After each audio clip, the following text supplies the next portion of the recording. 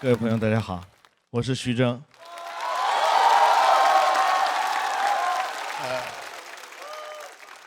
电影《逆行人生》正在暑期档热映，希望大家到影院支持，谢谢谢谢。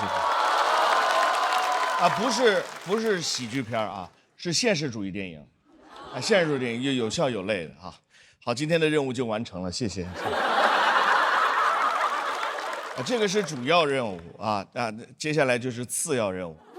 次要任务呢，来到这个舞台上非常高兴啊，看见很多熟悉的老面孔、新朋友啊，看到很多青年演员呢，我是很有感慨，就是看到他们就像看到我当年一样，是有激情、有梦想、有刘海儿啊。对，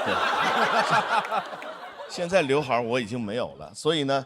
你们的今天就是我的昨天，但是我呢，再也回不去昨天了啊！如果能回去的话，就变成逆行人生了啊！不好意思，又宣传了，对不起啊，对不起，不说了啊！我其实跟在座的各位演员一样，都是从剧场里面走出来的啊，从小就在剧场里面演戏啊。每当放学了以后呢，我就骑车到这个剧场，然后在剧场的后台做作业。这真的是在那儿写作业，然后轮到我上场了，我就去演出了啊。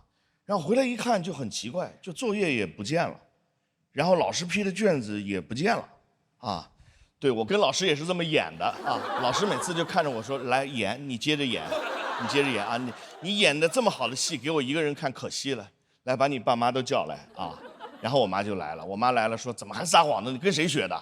我说：“我跟斯坦尼斯拉夫斯基学的。”然后那天我的脸上掌声雷动，我说妈，你别鼓掌了，我脸都肿了啊。做喜剧呢，这个是很重要的一点，就是要坚持自己的标准。那小的时候呢，我在排话剧的时候，因为一个调度一个走位啊，跟我们老师吵起来了。他呢坚持让我那么走，而我觉得我应该是那么走啊。在那个时候我就发现，其实艺术是有真理的，真理就掌握在安福路第一小学3年2班文艺小队长徐峥的手里面。就是老师觉得我不讲道理，但是我觉得我得讲真理。我们两个吵得不可开交。那现在想一想，其实呢，1000个人心里有1000个哈姆雷特，这句话我牢牢地记住了，因为老师罚我抄300遍。今天看到很多新人挑战老演员，我确实很感慨，毕竟这些老演员我都很熟悉啊，像周奇墨啊、庞博啊、杨笠啊、王建国啊。这王建国，我每次在电视上、在电影上，我看到李雪琴，我都会想起王建国。就不知道王建国现在在干什么呀？他还好吗？啊，对，其实做演员是很容易被新人打败的，因为观众永远需要看到新面孔，需要看到新鲜的血液。你看那个贾冰啊，他长得虽然比我老，但是大家还是觉得他新鲜，老新鲜了。来这个节目有一个很大的原因，就是因为喜剧之王这4个字。喜剧之王呢是我最喜欢的一部电影，周星驰拍的，大家都知道哈。你想想看，那个电影的结局，最后尹天仇他没有拍成他的电影，没有当成电影的男主角，最后还是回到剧场里面了，去演雷雨去了。那个场景其实非常感动的啊。所以呢，有一天如果大家真的成为了喜剧之王，希望各位不要忘记回到剧场。当然，没有成为喜剧之王也不要伤心，因为你们会更快的回到剧场。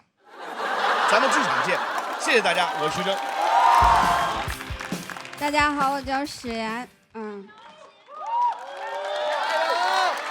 加油，大家好，我叫史岩，然后我来自东北，我平时在沈阳那边讲这个脱口秀这玩意儿，你们也能听出来，其实我这个人性格也是比较开朗，语速也比较快。是东北的属于一个 I 人吧。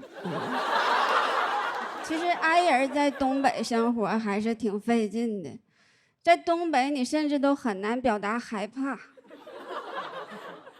有时候我自己都纳闷啊，我说我这个性格怎么还能在东北这么一个遍地都是狠人的地方还能正常生活呢？我自己想了一下，其实在 I 人这个概念出现之前，还有一个词儿专门形容我们这个性格，叫腼腆。但是我家长辈们他们不认识这俩字儿。不认识的。我从小到大，他们跟别人介绍我的时候，都跟人家说，咱家这个孩子吧，挺缅甸的。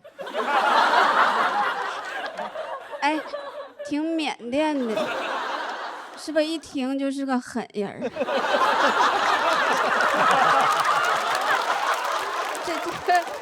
这节目挺好，这节目我刚才在底下看了一圈，这节目 I 人跟 E 人都齐了，爱奇艺嘛。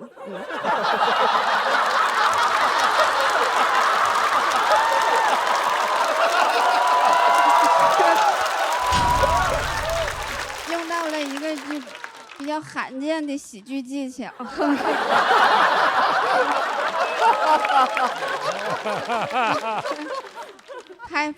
拍马屁。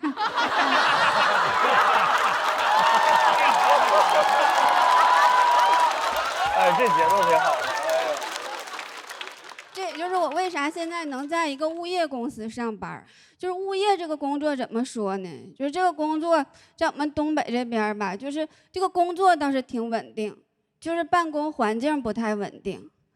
我们办公室那个窗户吧，有时候有玻璃，有时候没有，这个代表了我们的用户满意度。没有玻璃的时候就是不满意，有玻璃也不代表满意，有可能还没找着砖头的呢。真的有的业主的要求我们永远都满足不了。之前有一个业主给我们打电话，说让我们把小区里所有的感应灯都给换了。他说他害怕，他说灯亮的时候吧，我就感觉鬼来了。灯灭了，我又不知道鬼在哪儿。我说我知道，不知道鬼在哪儿的时候，一般来说鬼都在你后边。这人他就跟灯过不去，后来让我们换那个电梯里头的灯，他说把电梯里都给我换成紫外线灯，我要把病毒杀死在我家门口。紫外线确实是能杀菌。但是那玩意儿照时间长了致癌呀，会给人留下一身特别干净的癌细胞。所以后来就没给他换，咱们也是害怕，你要是杀不死他的话，会让他变得更强大。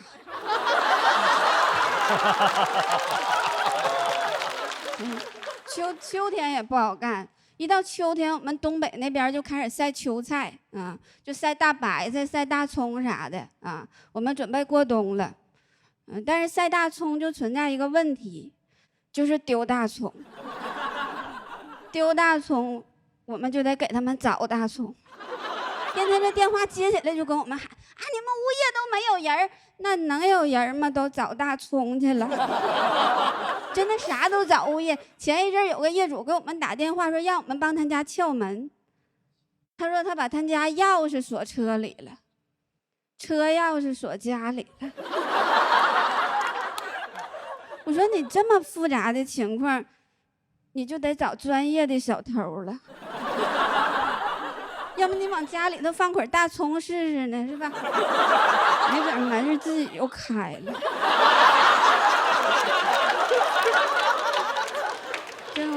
我在单位啥都干，还让我做工资，但是我跟你们说，做工资就是做减法，就是作孽呀，就是咔咔给人家扣钱。之前有一个同事休了几天丧假，按照公司这个规定吧，就给他发了300块钱慰问金。到月末，老板让我给他勾回来，月末我就扣他500块钱满勤。真的，这工资表做完，我自己都懵了。我说人家办事儿，咱咋还挣200？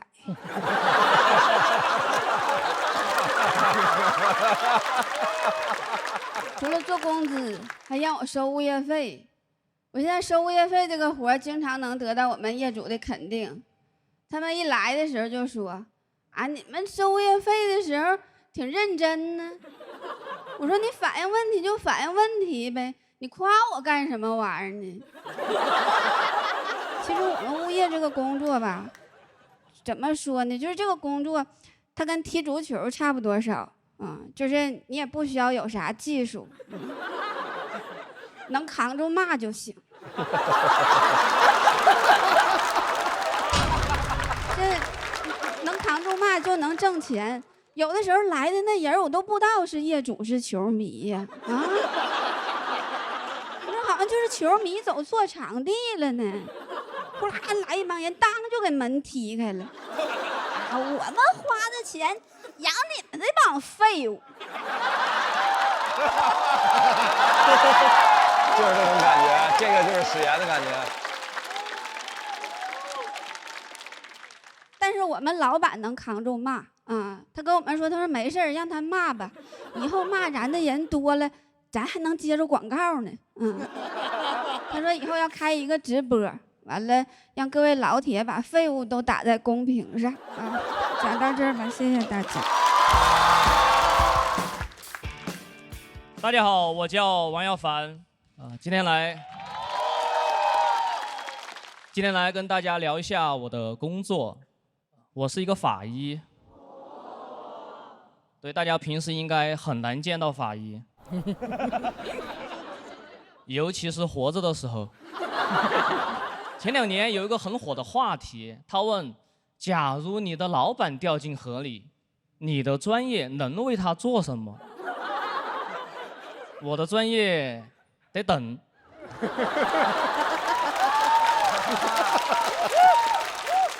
等他被捞上来。大家对法医的印象可能都是来自于影视剧，那里面的法医一个个又高又帅，真的很过分。有时我跟朋友介绍说我是个法医，朋友反应都是不像啊。做法医长那么帅没有用，你再帅，我们那里没有人睁开眼看你。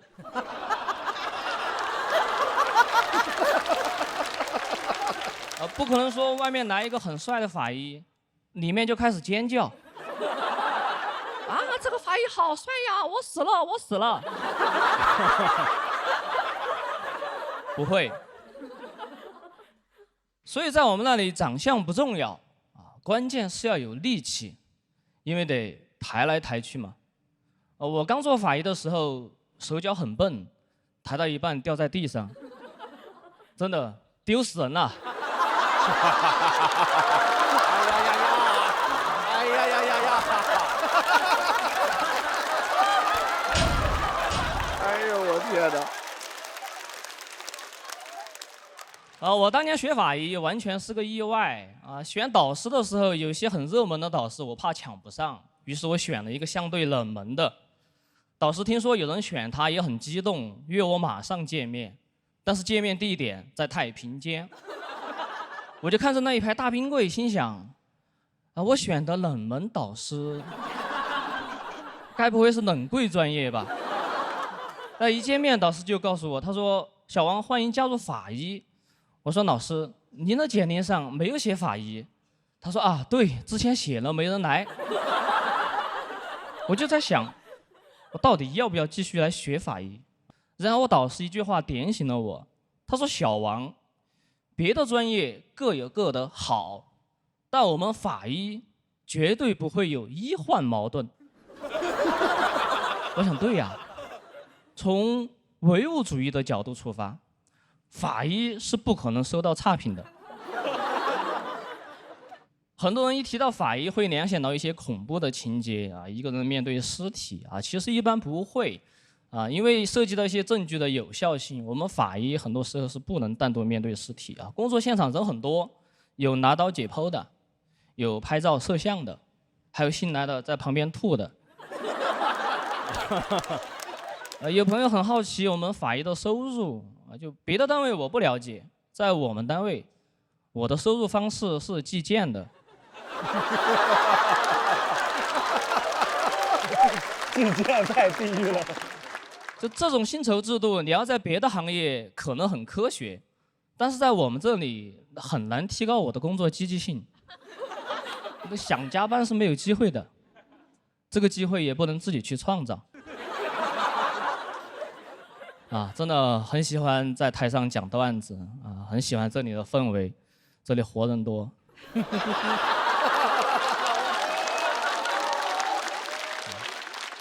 阳气重。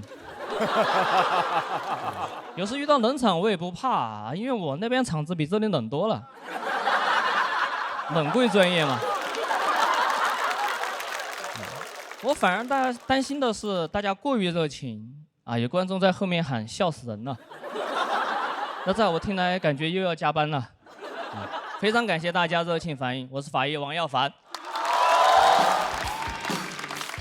哈喽，大家好，我叫多多，我现在在上海读研，学的工科电气工程。我非常不喜欢这个专业。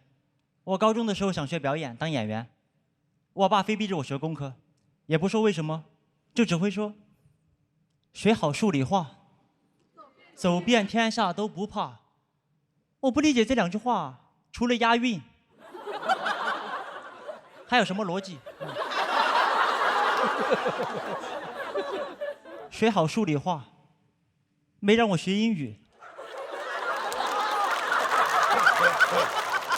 走遍天下，走遍上海的困难。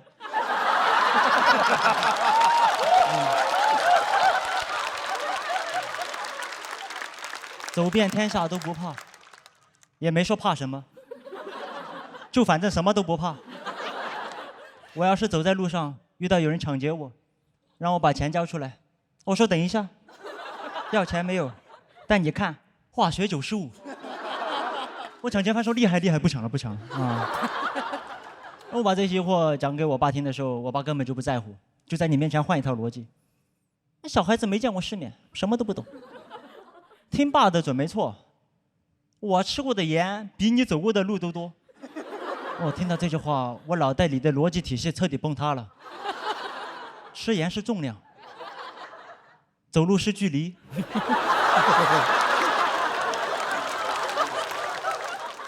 我怎么比？我要是相信这个，那怎么学好数理化？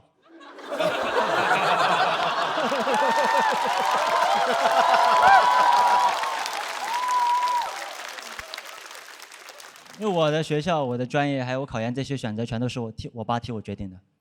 我就经常在想，我为什么要读书？有没有可能我就是一个工具人，在帮我爹读书？我爸高中都没读完，没过几年，我哥就出生了。我哥6岁上小学，5年级逃课去网吧，4季风雨无阻，3餐简单对付。我爸可能觉得这个号练废了啊，那一年我又出生了，整个时间线相当有逻辑性。那现在我这个小号不行了，这个电气工程专业我学了6年了，大学4年，研究生2年，年年倒数。就我现在学业焦虑，我都不是害怕不能毕业，我怕我真毕业了，顺利进入我们电器行业，我怕他招不住。就我在手机上刷新闻，说我们电力行业某些领域又有了新的突破，即将实现全面自动化，减少人工操作。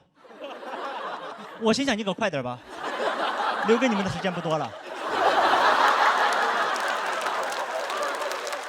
就关键我爸对我期待特别高，啊，每天笑眯眯给我打电话，儿啊，你要好好努力，天天学习，长大以后挣大钱，光宗耀祖。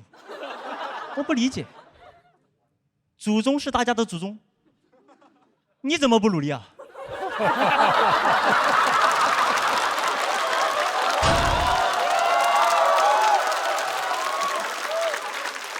就这2年最让我难受的就是，我发现我跟我爸完全沟通不了。我跟我爸说，爸，我现在的生活很痛苦。他说，那你别痛苦。你有的吃有的劝，什么好痛苦的？我最想做的事情就是讲脱口秀。他知道我每天为了讲那种开放麦，来回地铁4个小时，1分钱挣不到，只为了上台当几分钟小丑。共情了。他问我，哎，你为什么不把那些时间啊拿去要饭？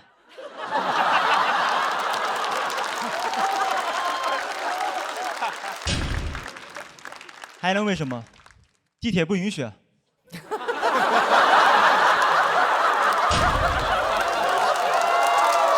样子炸的，节奏蛮有意思的。我说我想休学1年，我想停下来思考一下到底想要什么，喜欢什么。这句话在我爸听来就是我不想活了，我要自暴自弃，就完全没有办法沟通。很多人说父爱如山，什么叫父爱如山呢？就是你和他说话，传回来的只有回声。我说我不快乐，传回来快乐快乐快乐快乐。讲到这里，谢谢大家。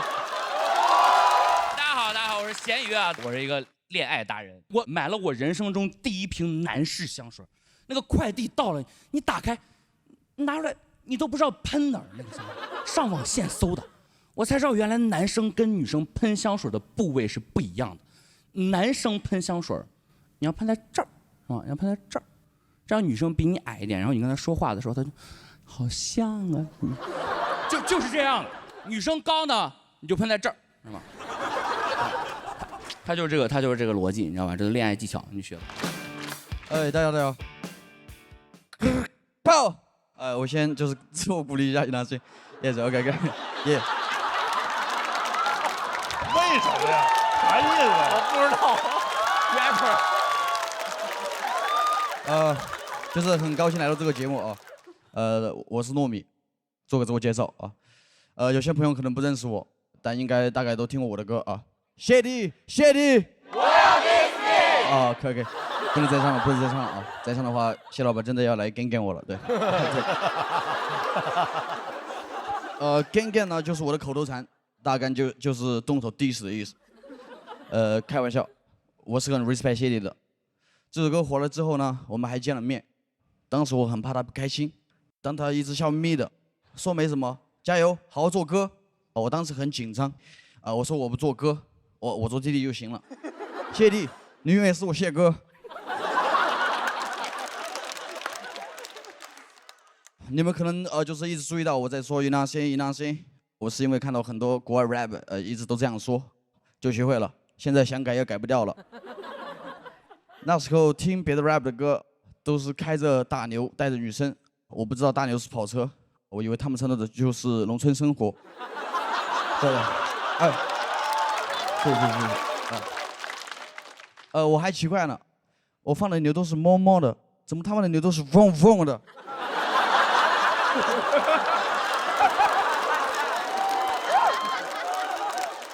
但我认同一点啊，就是牛确实快，因为我放牛过一头，那头牛还是我对象家的。之后呢，就是他的老婆也跟了我，对，我不知道不同意我俩在一起，虽然没有牛了，我和他爸爸之间也有了 beef， 对，对。后来我就理解那些 rapper， 原来你没有大牛，真的会失去爱情，对。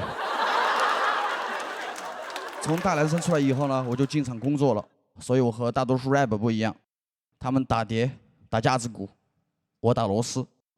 他们代表的是 CDC、CSC 活死人厂牌，我代表的是深圳市兆易科技电子厂。但是我最后还是离开了那里，我和车间主理人的理念不合，我就退出了兆易科技电子厂，加入了新的厂牌，也拥有了人生中第一辆车——挖掘机。我每天的生活就是开着工地配的挖掘机，追着日落，被工头说是有工程的地方我都去过。Thank you。有点紧张啊。对。后来呢，有一天我开挖掘机，不小心撞倒了一堵墙，又被工地主理人给干了。对。他喊我糯米，赶紧把挖掘机吊臂放下来。我说 OK， 抓了臂。有些人说我不像 rapper， 倒像是搞喜剧的啊。其实我挺开心的，那是不？因为我最开心的电影就是偶像星爷的电影《喜剧之王》，我觉得我的经历跟倚天仇挺像的，那是。但粉丝老板你们放心，我没有跟女孩说我养你啊，我这在餐厅，在挖掘机上赚钱，养着我的梦想。我是 rap MC 糯米，谢谢大家。又来上海演出了，几年了已经。每次来上海我都特别感叹，朋友们。就是上海太洋气了。前2天去了一个朋友聚会，聚会上一半人都有英文名，另一半老外。我没有英文名，哪怕我当年甚至还在国外上过几年学，我都没给自己起过英文名，我用的是我的中文名拼音，东拼音是 DONG， 美国人是这么叫我的，懂？哎，跟我河南老家农村那个傻三叔叫我是一模一样的，朋友们。每次我去星巴克买咖啡，店员做完那个咖啡叫我说“Mao 等”，我说：“哎，三叔。”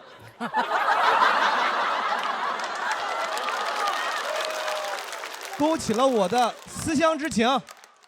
我说这想我的风到底还是从郑州刮到了大洋彼岸呀、哎，最近又获得了一个新称呼，朋友们。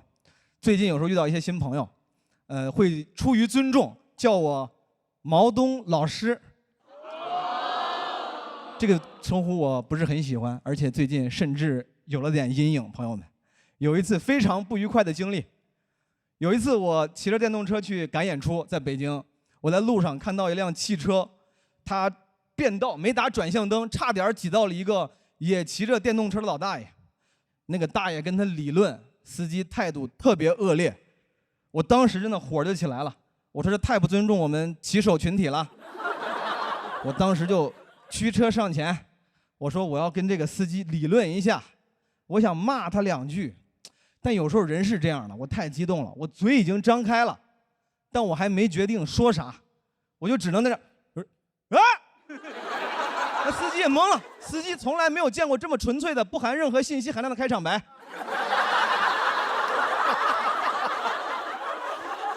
我俩收拾了一下心情，正式开始兑现。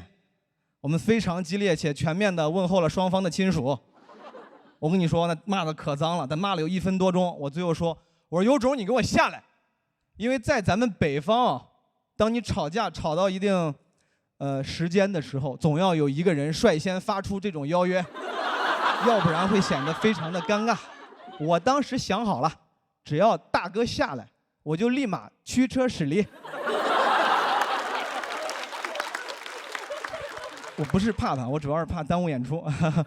我当时想了，我说大哥这么着急，他不一定会下来吧。大哥那天挺闲，大哥就一边开门，一边冲我叫嚣，他说：“小子有种你别走。”他这话说到一半，他愣住了，他说：“小子有种你别。”毛东老师，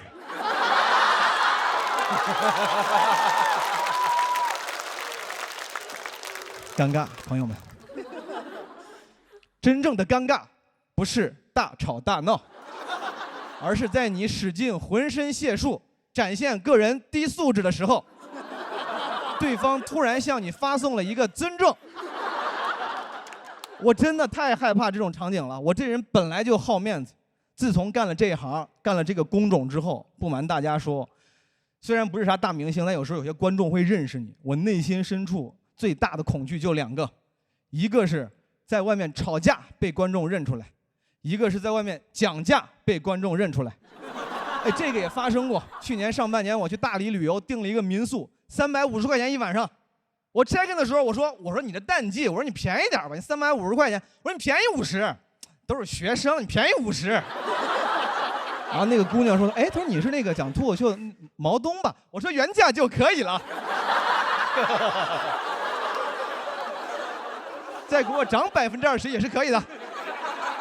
我好面子，我生怕人家看不起我，所以说当那个司机开车那大哥把我认出来的一瞬间，我太尴尬了。但是人家满脸陪笑，咱怎么办？咱伸手不打笑脸人，我就只能装模作样，娇嗔般的呵斥了他几句。我说大哥你也是，我说你这不能因为喜剧审美好你就出门不遵守交通规则啊。说到这儿没话可说了，我只能转头说那个大爷。我说大爷你也是，你出门不能总依赖别人遵守交通规则啊，男孩子出门也要保护好自己。这么多年了，咱俩还骑电动车，工资涨没涨，努没努力，反省过没有？反正这事之后我是明白了，朋友们，我是担不起毛东老师这个称呼了，大家之后叫我茂董就可以了，谢谢大家，我毛董。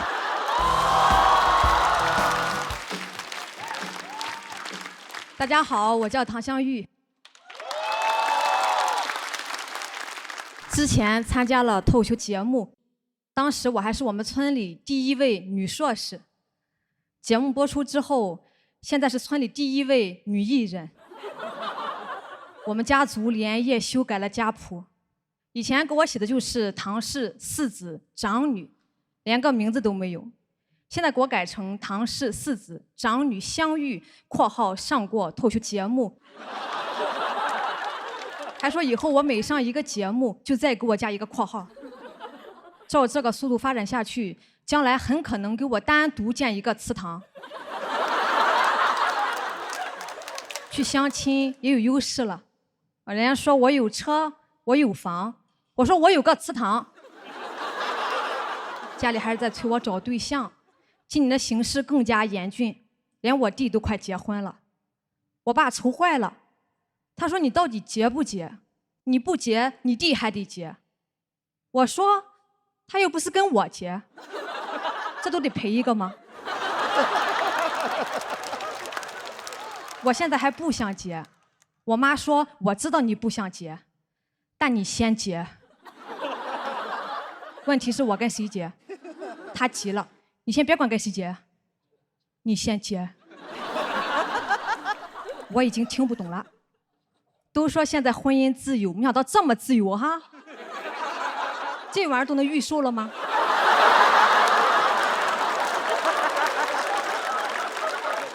到时候去民政局登记，人问我男方呢，我说你先别管，你先下单。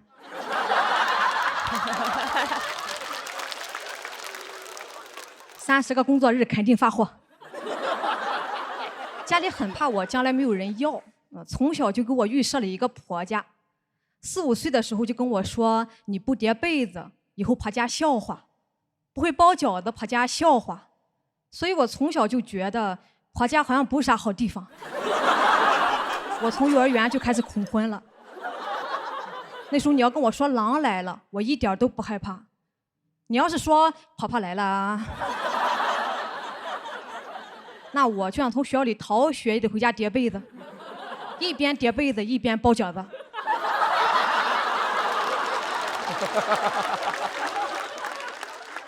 不光父母催啊，有亲戚们也来操心。有个大娘，甚至连我的名字都忘了，却还记得我的年龄。30了哈，可留不得了！我吓一跳，是要除掉我吗？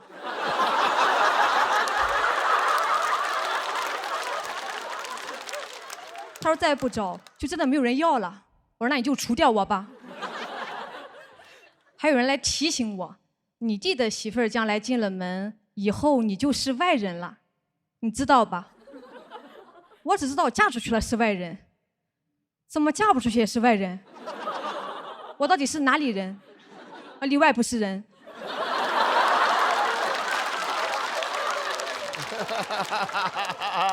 他们的意思是家里的房子要给我弟，以后我回去可能都没有自己的房间了。我弟一听就急了，凭什么呀？不是说给我买个新房子吗？他们把这个矛头转向了我表妹。你姐姐已经魔怔了，你要是不赶紧成家，以后就跟她一样，到处漂泊，没有人管。我表妹都要哭了，还有这种好事啊？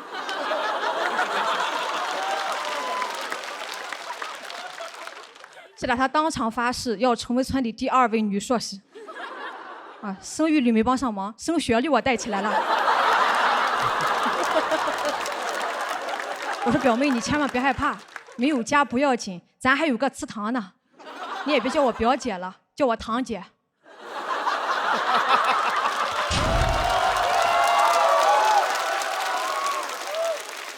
我不是不想结婚，只是还没遇到合适的。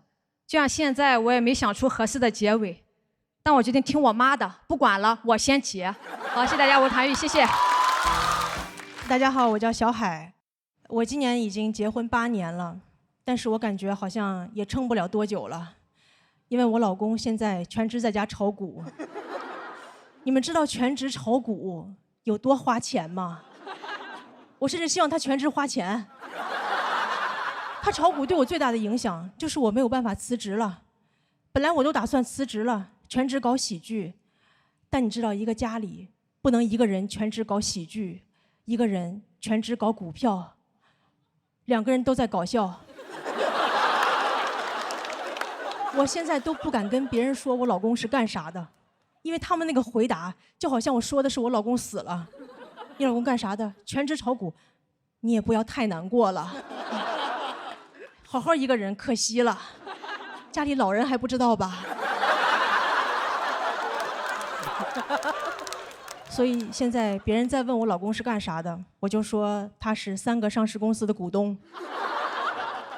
不过他现在也没闲着，他现在开始搞一些副业，他现在开始写小说了，已经写了10万字，还成了签约作者。那天我看了一下，每天收入还挺高，每天能挣5毛6。朋友们，我老公还没我余额宝挣得多。日薪5毛6，月薪16块8，就他这个工资，都买不起爱奇艺的会员。以前他看不起我说脱口秀，现在是真看不起了。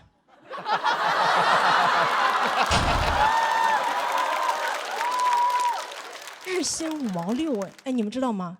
一度电就5毛6。他每天吭哧吭哧写半天，还得用2度电。每天用2度电挣1度电钱。这个梗是他给我的，我给他转了200，够他干1年的。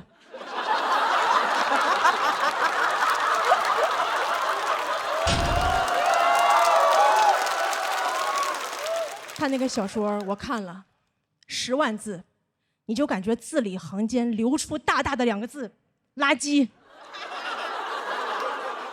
但我还是跟他说写得好，因为我觉得作为妻子，我应该支持他创作，因为这个赔得少。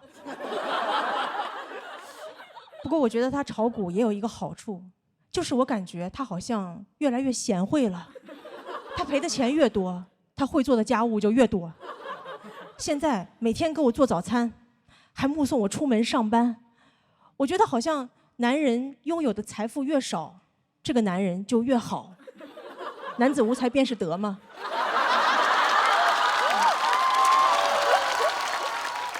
我觉得咱们这个股市啊，就是好男人的生产线，好女人的加油站。真的，姐妹们，以后你们找对象不用上什么约会软件，你就上同花顺。一个渣男都没有呀！哎，全中国的好男人都在上面趴着，你看他怎么对股票，他就会怎么对你。你看他那股票都腰斩了，他还是不抛弃。所以就算你哪天上半身都没了，只剩2条腿，他也会坚定地看着你说：“我相信你能长回来。”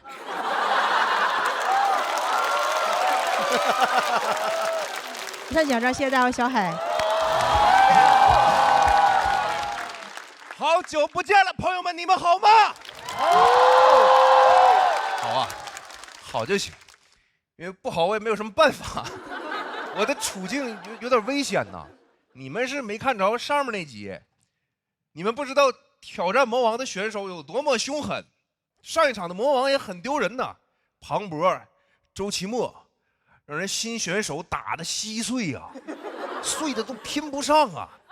现在轮到我了。大家祝我岁岁平安吧。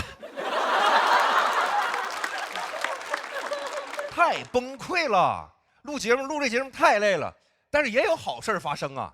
就是前几天我们4个魔王一起飞了一趟香港，见到了周星驰先生，是吧？多开心的事儿，聊得也很开心啊。星爷呢甚至非常谦虚，他甚至还询问我们说：“哎，就这个脱口秀这种创作，哎，你们平时是怎么写的？”我心里想，我们平时是拿这个电脑写的啊，你香港没有电脑吗？但是人家周奇墨就能讲出东西来。周奇墨就说：“哦，这个脱口秀啊，就是先找到一种这个负面情绪啊，然后再用段子去化解，具体是这样的，就巴拉巴拉讲了一整套。”然后其他人听的就频频点头啊，只有我眉头紧锁。我心想，就他讲的那些玩意儿，我怎么全都不知道啊？我怎么回事啊？我虽然啥也不知道，但我也很想表现一下，我觉得我也很幽默的呀。于是我就等周奇墨全讲完，我就扭头盯着星爷，我说：“你学会了吗？”完了之后，我说完就看着这个被我营造出的这个气场啊，我就看看星爷，我就看看周奇墨，我说他好像找到负面情绪了，你倒是用段子化解呀。没办法，我就这性格，就我特别喜欢当跳梁小丑。这个世界太严肃了，一严肃我就紧张，一紧张我就特别想跳梁。我经常被自己说出的话吓出一身半的冷汗。没错，朋友们，我已经是个中年人了，身体非常虚，什么事儿都做不好，但唯独特别擅长出汗。一身半那是起步价，随随便便就出2身汗。单身汉的日子一去不复返了。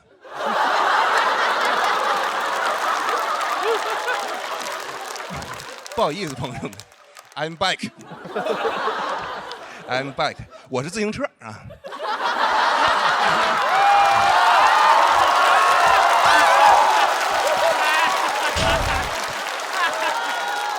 别人到了中年就是油腻，就完事儿了。我的中年油腻，同时非常俏皮，就特别的烦人。跟我在一起工作的时候，你们那个感受会是很错乱的。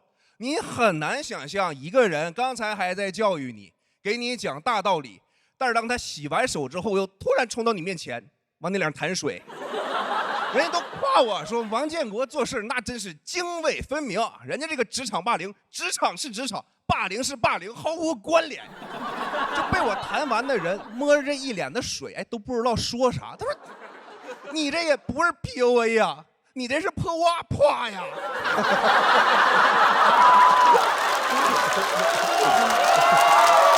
你这个梗啊，就是哇。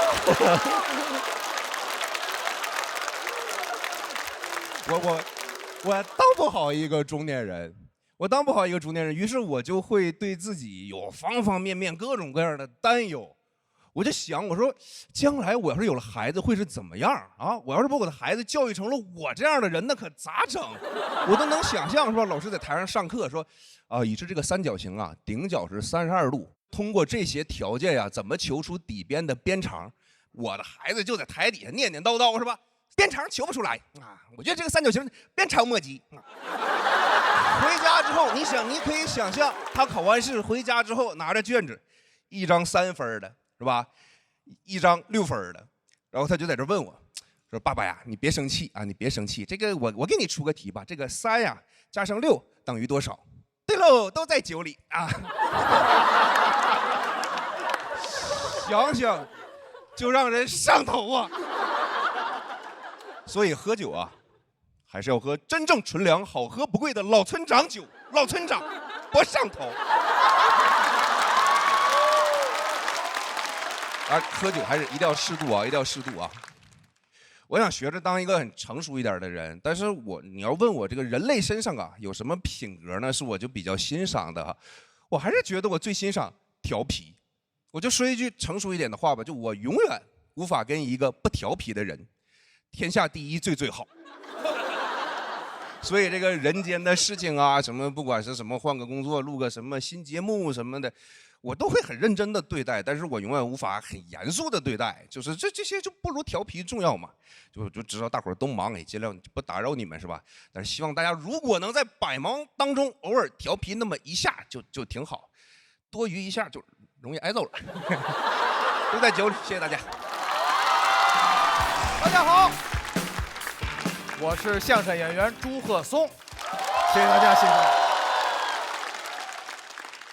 我在工作当中呢，我的工作性质是一个捧哏演员。很多这个观众不了解什么叫捧哏演员，就是我的工作环境就是跟那个于谦老师是一样的，但是我不像他一样那么无聊，也没有他那么实在。我经常就是怼我的逗哏的，然后就是怼着他哑口无言。他说我是一个进攻型的捧哏，他说现在鹤松已经渐渐地走上了一条不归路。我怎么就渐渐的了呢？我就不能好好的走这条路吗？因为就是我这种状态呀，很难在相声界寻得更好的突破了。所以说我来到咱们这个舞台上，搞一搞这叫 stand up comedy， 站立式喜剧。所以说现在我的状态就是一个站立式搞笑，有时也跪下的艺人。就是你们要是笑了呢，我就站立式；你们要是不笑呢，我就跪下。能来到这个舞台上呢，贺松确实也不是为了名，也不是为了利，我就是想让我的生活富裕富裕。好多人问我，那朱贺松你想挣一些钱，你怎么不上综艺呀？我一般这个时候我就会跟他们编造一些借口，因为我们公司有那种合同，有那种经济违约合同，再加上我们的档期安排不开，所以说我就不能去参加。其实我们公司没有合同，德云社对我们非常不薄啊，随便的接活，真的，他压根儿就不管我们，连我的医保都断了3个月了。我现在我都不敢生病啊！我都，很多人问我，那你靠什么生活呢？借钱，不是小额借钱，为什么呢？因为大额他们不借给我。这我的师兄弟们经常劝我，朱松你得努力呀。我努力的喊了，他们真不给我。我也想从机场出来，很多粉丝拿着相机嘎嘎嘎给我接机。我不想再从机场走出来的时候，一帮人过来问我厕所怎么走。我分不清东南西北，我只能一个一个的带他们去，因为我是一个热心肠。天津人骨子里流淌着2样东西，一个是热心肠，一个是曲艺，所以我成为了一名曲艺演员。小时候我上小学的时候，我们上英语课，就刚才有人提到李雷韩梅梅，我学这篇李雷韩梅梅问路的这篇的时候，我是用天津快板展示出来的。当时我就是老师一讲到这篇，我就把快板拿出来了。当时那快板真的到初日去了。哎，拍对，哎，打起节奏，哎，行，别拍了，喂，我张不开嘴了，好，停。哎，当时我是这么唱的天津快板：Hello， 哎，my name 李雷，my name 韩梅梅 ，so late sister。这海河怎么够啊？我用不用坐火车？我用不用坐轮船？哎 ，no， 你不用摆裙，也不用摆 shape， 哎，顺着我的hand，你就 look。lesson 完以后，这李雷往前走。是左走也不到，哎，右走也不到，他是走绕向进了圈套。哎，我只说我是热心肠，我没说认识道啊。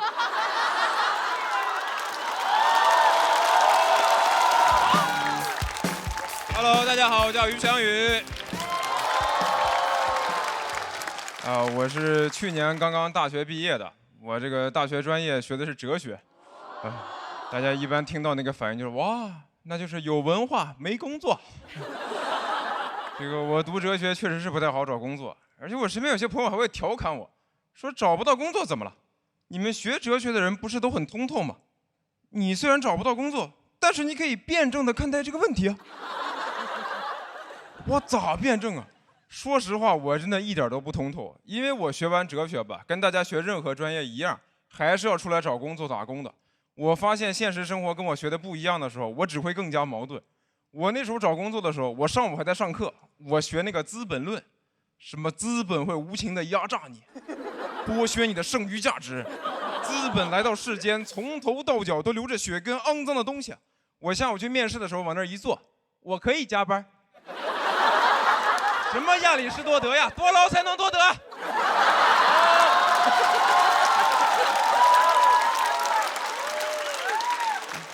我去年经济压力真的还挺大，因为我刚毕业，确实找不着工作，然后想干脱口秀，脱口秀行情又不太好，那是不太好。而且当时我对象也被裁员了，就半年多完全找不到合适的工作，不知道干啥好。我最后都想着破罐子破摔了，我说这样吧，我决定了，咱俩就去开网约车吧。他说好主意啊，就差一辆车了。我说我研究过了，咱俩可以先租个车，等赚了钱再买就行。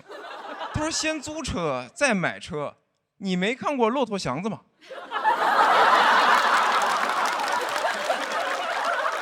于翔宇，你要租车你就完了，你就一直给人干吧，你还叫什么翔宇啊？你就叫祥子。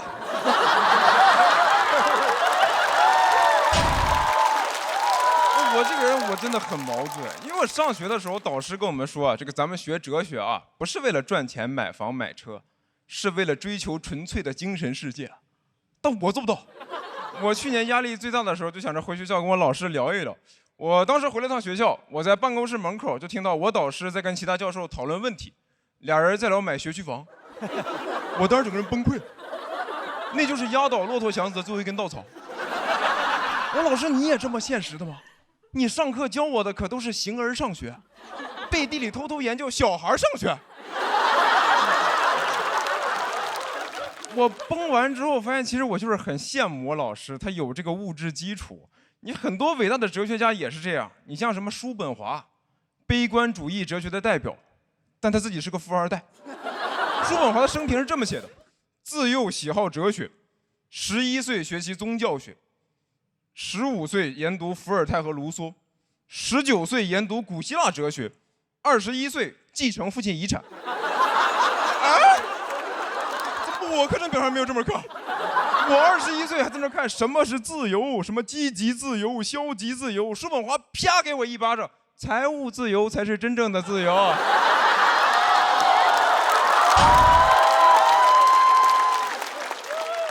我看完都觉得我看不懂叔本华的哲学是应该的，可能不是我理解能力有问题，就是单纯没有办法跟有钱人共情。你看他写那些句子，什么意志决定命运，真的吗？我怎么觉得是遗产决定命运？还有什么不要拿健康换取身外之物？你叔本华是不用换呀，你拿你爸的健康换的。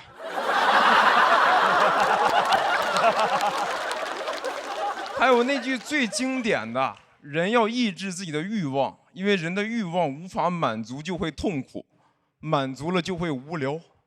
我想无聊，太想过无聊的生活了。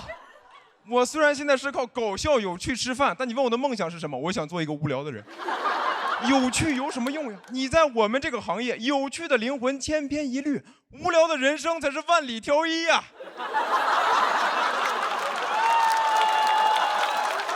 好想过上那种枯燥乏味的生活，住在陆家嘴的顶层豪宅，穿着一件真丝睡袍，端着一杯红酒望着窗外。没啥意思啊。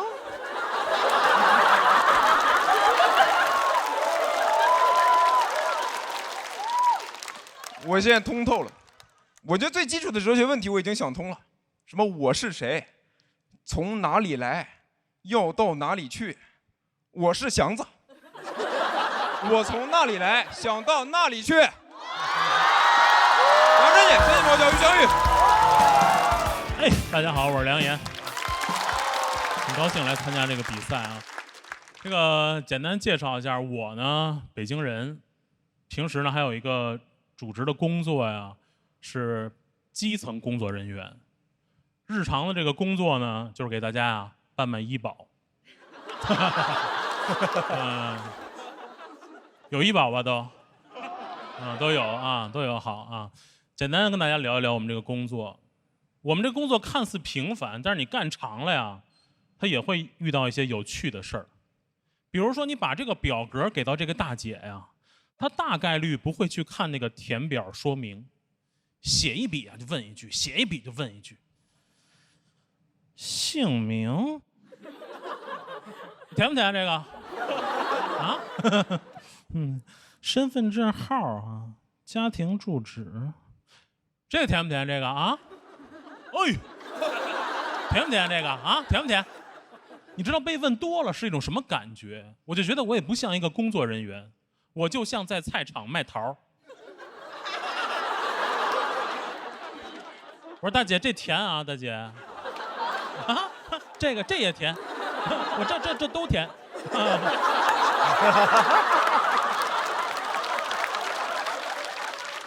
不填不要钱。我觉得其实也不怪大姐，我觉得我们那个表格啊设计的它也有问题。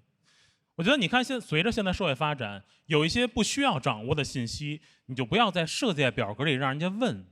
你看我们现在有时候填表还填什么？填邮编，谁还写信啊？填邮编，你要给人寄水果啊？填不填啊？大家可能觉得说卖桃有点夸张，那其实并不夸张。因为有一些和我们办事的人那个状态啊，就跟逛市场差不多，跟我们办业务，甚至会跟我们砍价。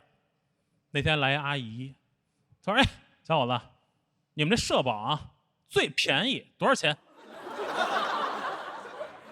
最便宜啊！我说这个咱们现在个人参保最低档1个月呢1000多，什么1000多，便宜点。我说大姐，社保，我们这都国家规定的。我说这没法便宜啊。哎，不要发票。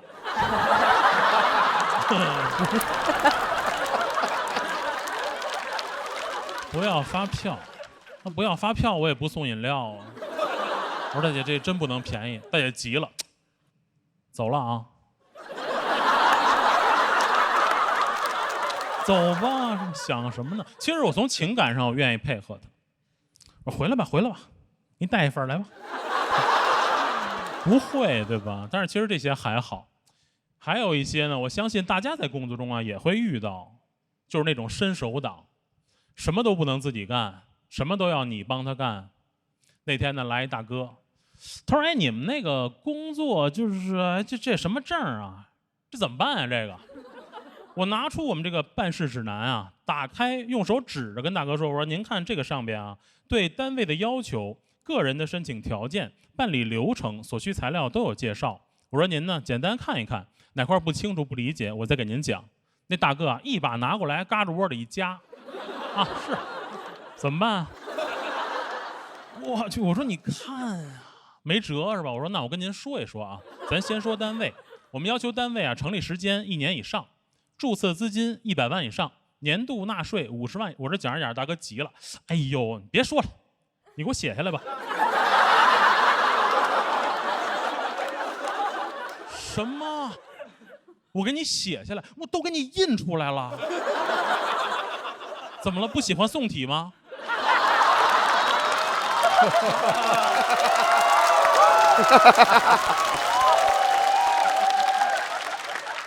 我脾气也不好，是吧？我说大哥，你也这么大年纪了，你能不能自己干点什么呀？后来我一说呢，大哥也不好意思了啊。后来大哥自己把我投诉了，我就确实给人道歉，我又给人写一遍，还是希望可以服务好，对吧？我扭头呢就问领导，领导很体恤，领导说：“我跟你说，这些伸手党啊，他们就是懒惯了，递我水杯。”你看，这就是我们啊日常工作是吧？跟大家想象的可能不太一样，角度不同。从工作出发呀，我们也是希望可以更好的服务大家，但是呢，我们也希望大家可以理解我们的工作。当然了，我们也同时理解大家，对吧？就谁出来办事儿也会着急。你像这次我来参加节目，我也填表，我拿着那表我也问姓名，那不是我说这演员自述填不填？啊，人家说这个呀，就是填一填这个您的这个职业生涯取得的成绩，对脱口秀的理解啊，对节目的希望。我说，哎呦，你别说了，你给我写下来吧。谢谢大家，我是梁岩。大家好，我叫文强。大家好，大家好，大家好。自我介绍一下，我叫门枪，是一个 HR， 最近正在找工作。所以我很多失业的朋友一样，我们就拍短视频。但是我拍短视频还是有一些成绩的，朋友们。去年年底的时候被邀请去参加了一个活动 ，GQ Man of the Year， 被评为了年度风云人物，朋友们。哎，就参加那个活动有一个很好的地方，就是我可以参加那个 GQ 的晚宴，在晚宴上有很多顶流明星。费翔、魏大勋、易烊千玺，我都见到他们了。我发现明星跟普通人也都一样，都不认识我。虽然他们都不认识我，但我看他们真的很帅，朋友们，我觉得他们才是 Man of the Year。我感觉自己只是一个 man， 不小心 over there。真的，虽然那天都是明星人物，但是我觉得他们都在窃窃私语讨论我。他们说这个人是谁？他没有作品，他为什么在这里？他一定是资源咖。他这个人背后肯定有资源。我想说你想多了，我顶多有点人力资源。哎，我做 HR 的时候，我就发现老板有个问题，就老板都很迷信，你们发现吗？我给大家总结一下，老板最喜欢的3个神仙：第一个关公财神爷，第2个招财猫，第3个实习生。我解释一下为什么实习生是神仙。首先，老板没有把实习生当人啊，因为每次我跟老板说，老板我这个职位招不到人了，他说那你招个实习生。我说我招不到人，他说哦，那你招个实习生。真的把实习生当神仙一样，给实习生提的要求就像在跟神仙许愿一样。你们去庙里许过愿吗，朋友们？跟神仙说的是保我公司上市，跟实习生讲的是帮我把公司干到上市，并且还不能迟到早退，还要陪我开会，还要帮我买咖啡。给神仙功德箱1次100，给实习生1天80。朋友们，活更多了，钱更少了，很符合我们公司的理念 ，less is more。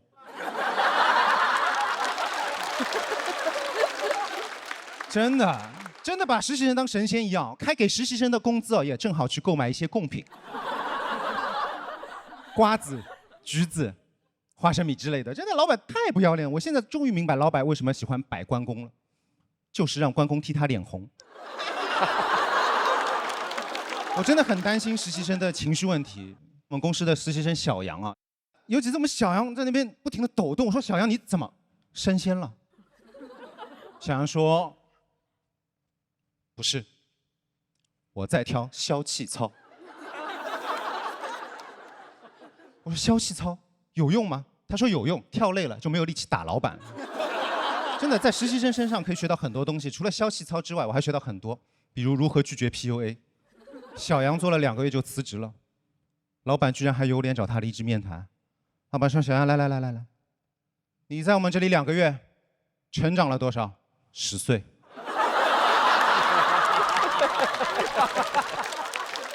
有没有收获？节。老板就有点生气，老板说：“哎，你们这些年轻人就是吃不起苦。”他说：“去你的！不要来 PUA 我。我妈跟我说过，上班就是爱吃苦的孩子有苦吃。”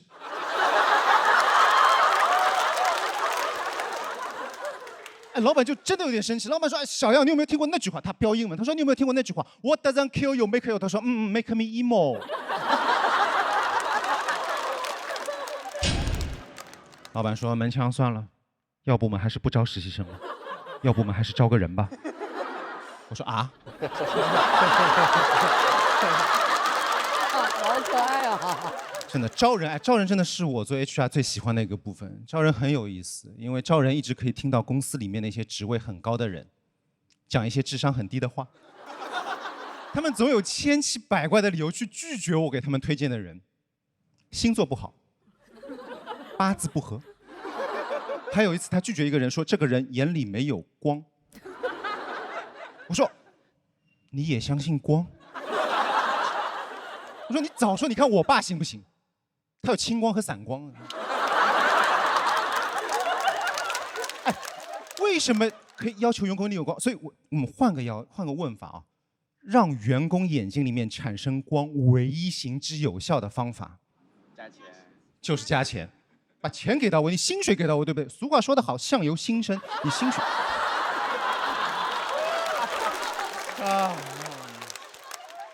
你钱给到我就眼里有光了，你薪水给到我眼里没有光，我每天早上可以早起半个小时，把2个眼睛泡完光再来上班。你薪水给到我就眼里有光，我就火眼金睛，没有任何问题。薪水给到我，我可以像孙悟空一样陪你西天取经。但是你薪水给不到位，不好意思，我的表现就只能像沙和尚一样。哎呀，老板不好了，财务总监被税务局抓走了。眼里没有光，我气死了，我就小声嘀咕了一句，我说你要眼里有光，你去找迪迦呀。他听到了，迪迦是谁？眼里有光吗？叫过来面试。我说、不在上海。视频面试，异地入职。我说老板听我说，迪迦这个人能力是强，但是他每天就只有几分钟能力超强。老板说没有关系，你先招进来，先招进来。员工的好坏要看 boss 怎么带。我说哎，你别提 boss， 迪迦最厉害就是打 boss。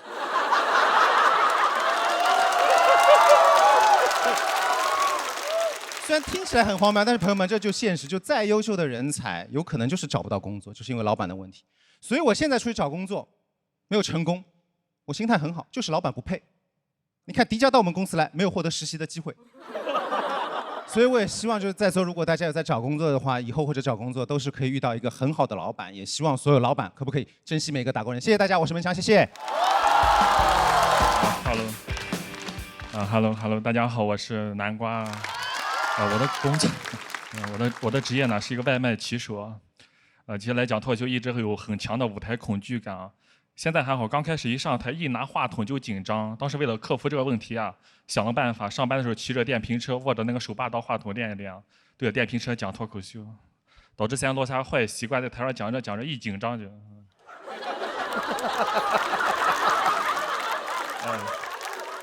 我这个人从小不是很自信，从小学习不好，高中毕业就出来打工了。当时找的第一份工作是做保安啊，管吃管住还挺安逸的。后来干着干着，我觉得工资有点少，我说得找个挣钱的工作，就去送外卖了。我送段时间发现辛苦的程度超乎我的想象，又回去当保安了。当着后来又去送外卖哈。我这个人文化水平不高，但是我告诉自己找工作呀，一定要注意这个劳逸结合啊。能看出来我是个 I 人啊，我很社恐，但我有时候也是个 E 人啊。它分时间段，比如说上班送外卖那时候是个 E 人啊，因为那时候穿着制服对吧？甚至衣服上都写着 E 了吗？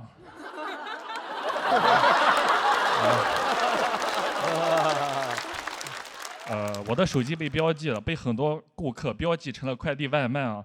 其实大家这种标记，我自己是看不到，我也是意识不到的。我是有一次啊，跟我爸打电话。我爸说：“你这半年没消息，是不是在外面送外卖呢？”我说：“没有，谁跟你说的呀？他150多个人。”我当时上学学习确实很差，但是我当时也没有想到自己长大会送外卖啊。我虽然当时学的不好，但当时体育成绩还挺好的，那我就练体育啊。我也想上个体育大学啊，还挺辛苦的，每天被教练带着我们在操场训练，什么长跑、蛙跳、跨栏、爬楼梯啊，每天提个哑铃片爬楼梯都爬吐了。我是爬着，我说老师，这个爬楼梯到底练的是啥呀？老师说你不要问了，以后用到的时候会感谢老师的。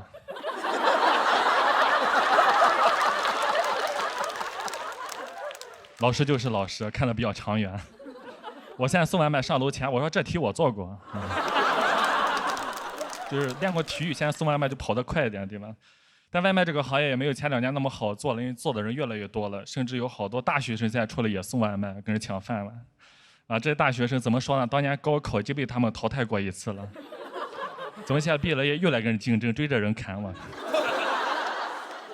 我之前真的很怕送大学生，送过去隔着墙还进不去。同样的年龄，人家都在那打篮球的、谈恋爱的、读书的，欢声笑语。我在外面骑个电瓶车，好羡慕他们呀。但现在发现好多大学生出来也跟我去送外卖啊，现在看法也变了，就原来我少走4年弯路啊。骑个电瓶车有时候会遇到大学生是吧？一起在外面吹着风，吹着这么强的风，这不是顶峰相见了吗？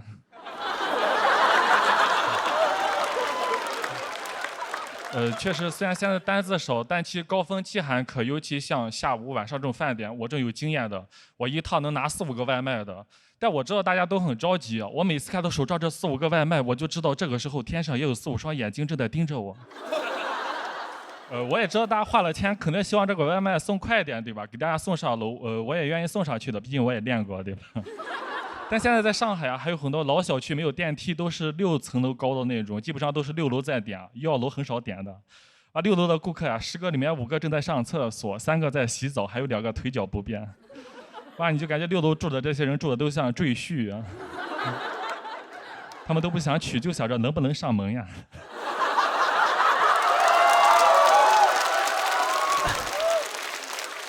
而且我们这个工作啊，每天会跟很多保安打交道，你就发现有些保安是挺多的。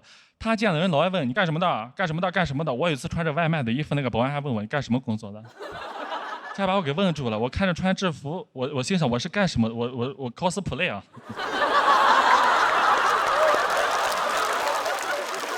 但有时候也会接一些学校的外卖，因为学校那些学生会很多人一起点，就很方便。但有些学校不让学生点外卖，有的学生想吃口外卖，想尽千方百计啊。我见过最离谱的一个学生给我备注：师傅，你送过来的时候不要穿衣服，他不要穿你外卖的衣服。到我们学校这边，他问的话，你就说你是我爸。我说这还挺有意思的，就赶紧抢到了。但他备注你必须要有信念感，不要被认出来了。我说这信念感，我天天 cosplay。但走过去啊，在学校门口看到他那一眼，两眼对上的时候，我信念感就崩了，因为他长得实在太帅了，啊，他眼睛又大，皮肤又白，就完全不像我生的。我当时心想，跟谁能生出他？我当时都慌了。这个时候，他突然看着我，爸爸你来了。他当时那个信念感实在太强了，在饥饿的状况下能叫那么真诚，我都感觉心里有股暖流。我也是第一次被人叫爸爸，那种直击天灵的感觉都惊呆我了。别看我眼睛小，倒是这种情况啊。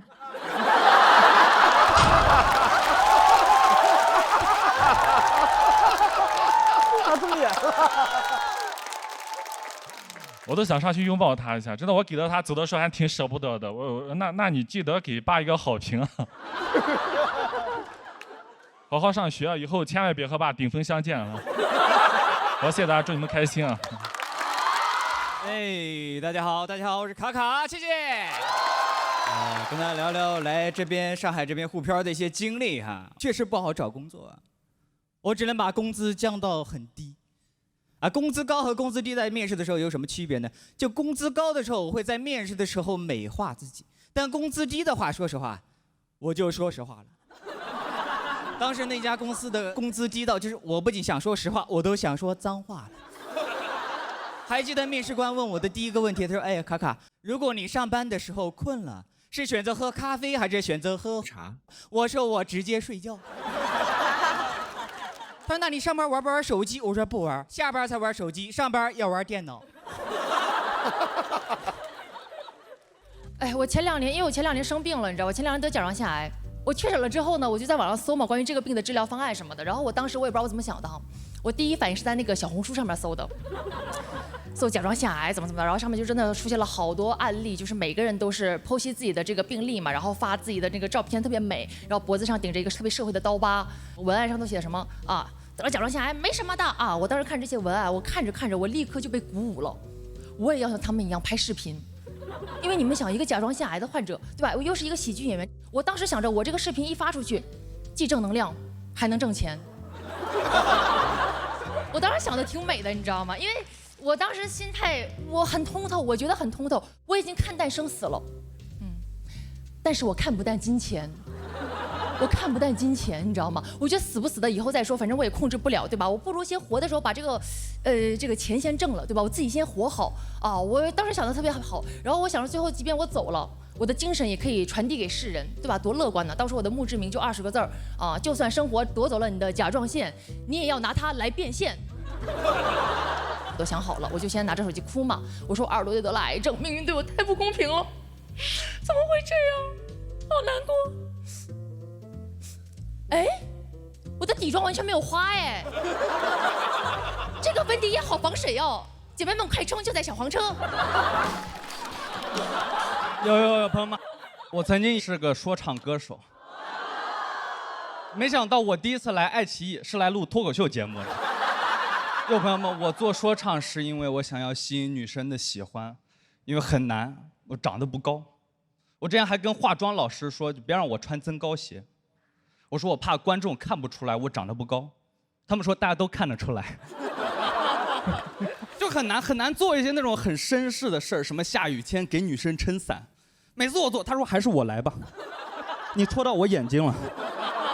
就我发现有的时候女生拒绝我，他们会给的理由会给一些特别通用但不伤人的理由，让我感觉是从 HR 那儿学来的。就之前有一次，我追一个女生，追了4个月，然后她拒绝我的原因是她只跟年纪比她大的男生谈恋爱。朋友们，我太生气了，我说你这个不能4个月之前告诉我吗？我说你是觉得我这4个月里面年纪会超过你吗？有的时候他觉得你人还不错，但又不喜欢你，他就会在拒绝你的时候说一些挽回的话。之前有一个人拒绝我的时候，他说：“但是我希望你能做我的朋友。”我想说，我不接受调剂。所以大家看得出来我为什么要做说唱，就身高和情商都不高。就大家想听我的作品，可以上全民 K 歌。但是我没有骗人，我真的之前上高中的时候做过3年的说唱。对，3年说唱，5年高考。但其实写说唱也不难，它就有点像是在写诗，每句话的句末押上韵。哎，而且朋友们，你知道诗歌其实他们更严格，他们还要控制音律平仄。就有的时候我会幻想，我们古代那些诗人有没有可能其实也是说唱歌手？就有没有可能他们歌词流传至今，音频早已失传？就想象一下唐朝的中秋晚会，主持人说：“哟，介绍一位来自川渝地区的中国风 rapper 李白 ，A.K.A 青莲居士。”然后李白上台穿了件长袍，是 oversize 的。李白说：“Yo, what's up， 玄宗？”下面给大家带来我的新歌《静夜思》。日日，窗前明月光，疑是地上霜。举头望明月，低头思故乡。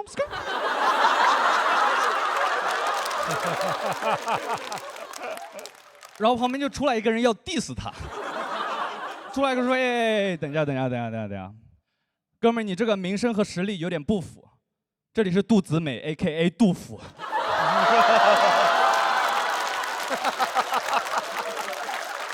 哎，朋友们，我觉得如果杜甫是 rapper， 没有比他更牛的 rapper 了，因为杜甫的词是最反映现实、最 real 的。没有哪，我给大家演一个杜甫的《茅屋为秋风所破歌》。这首歌 real 到它不像是在艺术表演，它像是在报案。警察同志，南村群童欺我老无力。警察说他们做什么了？公然抱猫入竹去。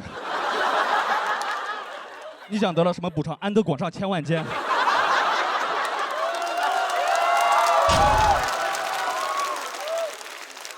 其实很多人都会把这个说唱跟诗歌做关联。在三国时期，有一首诗叫做《七步诗》。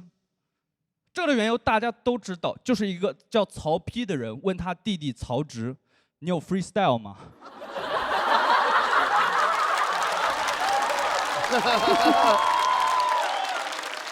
中文第一首 freestyle， 但是于生死之间，没有就弄死你。曹丕后来死得很早，所以可以看出来，问别人有没有 freestyle 的人，下场都不大好。好，为了能有好的下场，我先下场，谢谢大家，再见。大家好，我的名字叫上97，我也来自德云社。很多人我相信啊，听到上九溪这个名字不熟悉，哪几个字呢？我可以简单的拆开了每一个字，完完全全的分享给你们。上是哪个上？时尚的上 ，fashion。九是哪个九？7、8、9的9 ，9。西是哪个西？中文我会，熙熙攘攘的熙。英文有会的吗？全懵了吧？得亏我们选手里有史岩老师。我说我西不会翻译啊，史岩老师特别热情。哎呀，那不就是 ABC 的西吗？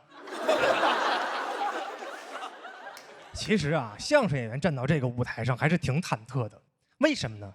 因为民间盛传相声演员讲脱口秀是降维打击。今天我就给你们来一回预期违背。乐了，这个包袱设计的有点违背预期了。这回不光我来了，我的2个师哥也来了，阎鹤祥、朱鹤松，但他已经不在了。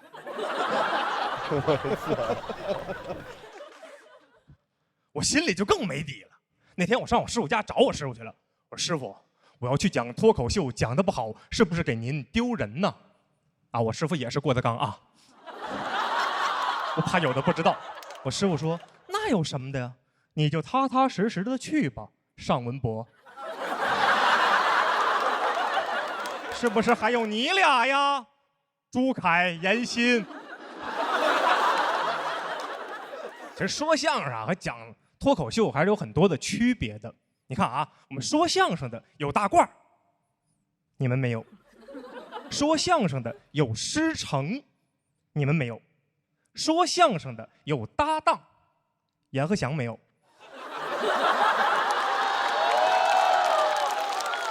说相声的有人骂，这点和脱口秀不相上下。其实来这儿比赛，我觉得温和多了。你们想想啊，这要是个相声比赛，淘汰一个节目，2人全回家。在这儿2人能说2段，淘汰一个，保不齐还能剩一个。抢到个什么复活牌啥的，就把淘汰那个给提溜回来了。就这么相互扶持，相互拉扯着，搞不好我们是要进决赛的呀。到了决赛，那就是我们相声人的主场了。你们好好想想，就德云社论摇人这块儿，以往的决赛，好好都回忆回忆。几百个师兄弟儿穿着大褂往台上一站，你们哪家厂牌无所谓 ，talk show stand up anyway， 云鹤九霄一就位，在哪儿不干相声大会？你们说对不对？接下来我得说说杨笠，为什么突然提到杨笠呢？我们俩是校友，都是北京服装学院毕业的。这玩意儿你们乐什么？我们学校是个笑话啊！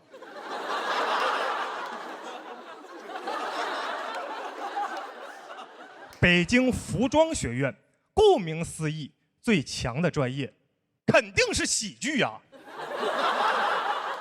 这屋里就俩干这行的，但是啊，我比杨笠大了4届，说明一个问题，我在学校压根儿就没碰见过他，多悬呐！要不然作为学长，我是有概率接到他新生入校的那个画面，搞不好就是，这就是北服的师哥吗？也太普通了吧！你为什么不考清华呢？是不喜欢吗？我还得寒暄呢。清华呀，嗨，没听说过。谢谢大家，我就是上97。哎 ，Hello， 大家好，哎，我是那个音乐人，然后时隔3年又尝试做喜剧的菲菲臧鸿飞，哎，咱这说说说唱，因为我是一个说唱爱好者啊，我听了好多说唱，中国的、美国的，听了几百首，我怎么感觉都是一首歌啊？就是所有的人都说的一个事儿，总结了就是4个字儿，就是我太狂了。就没有前经过，就告诉你一个结果，就是我特别狂，就有一种信念感。我觉得这么奇怪，然后这个奇怪的感觉最近到达了一个巅峰。我不知道大家没有听过一首歌，就是什么叫天花板？我比烟花闪，我万米高空下来不用降落伞，我都懵了呀！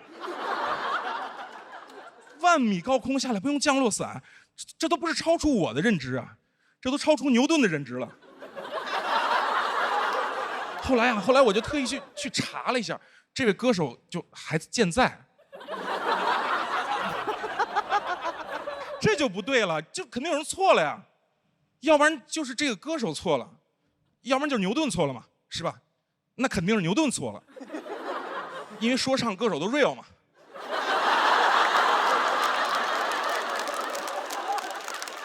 还有啊，好多歌手都爱说什么我们来自街头，我一打听都上过大学，哇，好丢脸。你说唱歌手上大学，我跟你说，就在我心里，这搞街头文化的，他但凡上个到高一，在我这儿塌房了。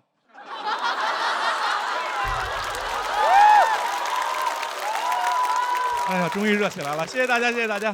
而且现在有一句话特别讨厌啊，一个说法，说这个说唱是男人最好的医美。我说句公平的话，热玛吉才是男人最好的医美。为什么呢？因为我做过，比说唱效果好多了。哎，大家可能看不出来啊，我不光做了热玛吉，我还做过超声刀、超声炮、腹突拿4D 打了下颚线、瘦脸针，然后做了眼袋、填了泪沟，脖子上打了颈纹。为什么做了这么多项目还长成这样呢？这就不是咱们今天讨论的问题了。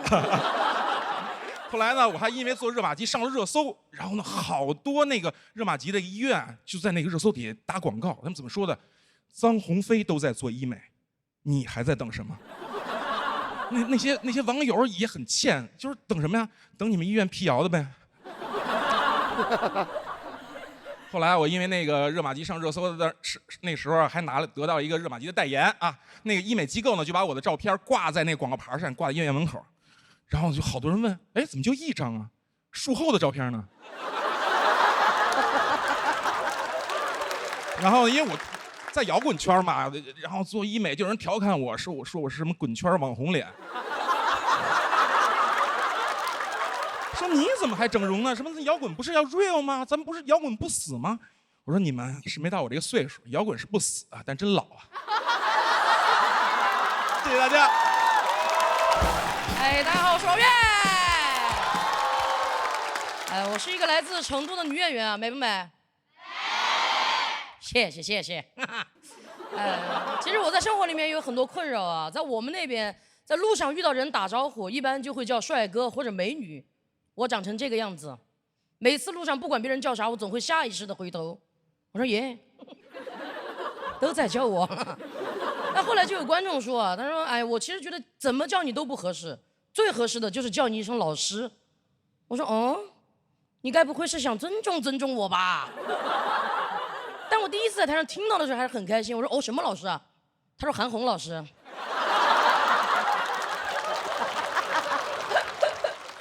在工作里面也是啊，我前段时间去参加了一个3天2晚封闭式的培训。我当时进酒店的时候，我就发现给我安排同住标间的是一个姐姐，她还带上了她3岁的儿子。我刚推门进去，小朋友就拉着我的衣服在那儿，哥哥哥哥。我习惯了，我工作里面跟我见了4、5次的客户，他管我叫王哥。但小朋友的妈妈一听就不得了了，立马就站出来纠正他，义正言辞的，瑶儿，他不是哥哥，他是个姐姐。小朋友才3岁，他的人生根本就经历不住这么大的变故啊！立马就哭了，妈妈一着急赶紧就改口了，哎呀，你不准哭了。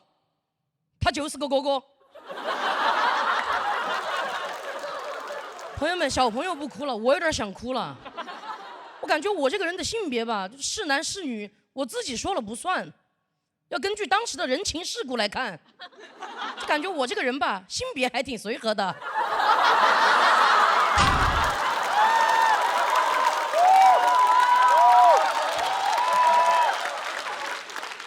这个事情到了晚上，他的爸爸给他的妈妈开视频。朋友们，那个拥挤的房间里面，我紧张的大气都不敢出，你知道吗？那边就在问，瑶儿，好不好耍？小朋友，好耍好耍，还有个哥哥跟妈妈一起耍。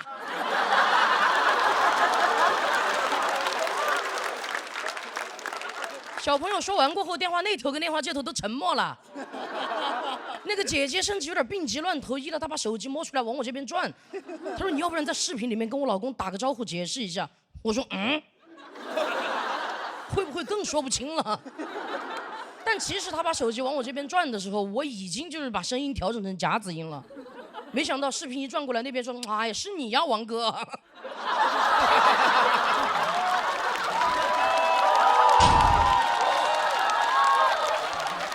哎，其实我在生活里面经常都会被别人认成男孩子啊，我自己不介意这个事情，因为我从小就是个假小子，性格也比较独立要强。因为我爸爸妈妈在我很小的时候就离婚了嘛，哦，你们也不用这么沉重啊，也不是你们搞的。我那个时候就不想一个人跟着我爸，我就会偷偷的跑到公用电话亭去给我妈妈打电话。电话一接通，她在电话那头哭了整整1分钟。我本来想着等你哭完了我再安慰你嘛，结果那个公用电话5毛钱1分钟，我只有5毛钱。我一句话都没有说上，我妈在电话那头给我哭完了。这个事情过后有了前车之鉴，我又存了5毛钱去给她打电话。一接起来我说妈，我知道你很想哭，但你先别哭，我现在过得挺好的，你不用担心我。我妈说哎呀你怎么这么懂事啊，又哭了1分钟。而且我们两个那时候很少见面，有一次我去陪她玩嘛，就快开学了，我妈把我送到那个火车站，坐车回我爸那边。我当时在进站的路上，远远的我就看见我妈在那个广场上，2个手扶着那个栅栏，一边哭一边跟我挥手。我当时心里其实很难受，但是我一想，铿锵玫瑰绝不回头。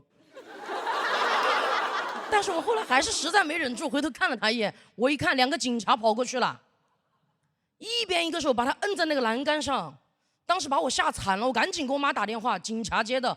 我说哎，你们爪子哦？你们咋把我妈抓了呢？警察说她是你妈呀，她的头卡到栏杆里面了。给你照了半天的时候，你头都不得回一下哦。好，今天讲谢谢大家，谢谢。OK， 谢谢，我也喜欢。好，开始了啊。我觉得男的吧。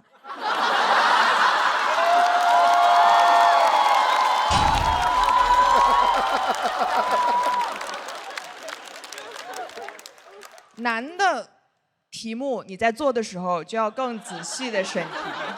高考已经过了，然后看有观众抓旁边的那手说上来就整这个呀。先整点别的啊，别重新自我介绍一下啊。我现在除了是一个脱口秀演员以外，我还是这个节目的总编剧。终于当上总编剧了，果然啊，人要是想升职，还是得跳槽啊。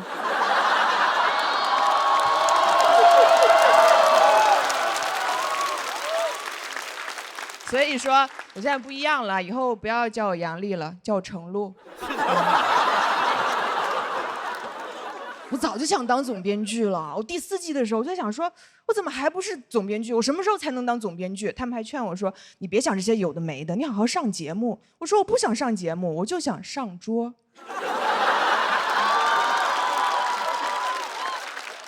当了总编剧2个月以后，我现在有点后悔了，你知道，我想下桌了，我吃完了，因为太累了，你知道，我都瘦了。你们不知道这个工作就是一天到晚在那儿改稿，改到半夜，改的我都去跟王建国说，我说咱们这个总编剧就是总得在这儿编剧哈。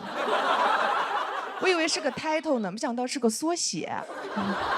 改稿压力也很大，很怕自己改不好，很敏感。万一哪个演员特别有礼貌说一句说周老板这个想的好，我就说是说我刚才那个想的不好，我给他想个好的，想不出来得给人道歉，说哎真的对不起，最近状态不好。干着干着我就觉得我这个处境我是上桌了吗？我想下桌了，因为我突然意识到能上桌的除了人还有菜。但做新节目还是很开心的，对，就是因为我原来就一直觉得脱口秀节目太少了，对吧？就是对于一个行业来说，只有一个垄断地位的节目总是不好的，有竞争才会有进步，对吧？确实也对，确实也对。我现在做很多事儿的思路都是这样的，比如说我现在还拍一些剧啊什么的，就是因为我觉得杨幂在仙侠这个领域，是时候轮到我来竞争一下了。我还问我朋友，我说你看多了杨幂的仙侠剧，你不想看看杨丽的仙侠剧吗？他说我看多了杨幂的仙侠剧，我还可以看看杨幂的别的剧。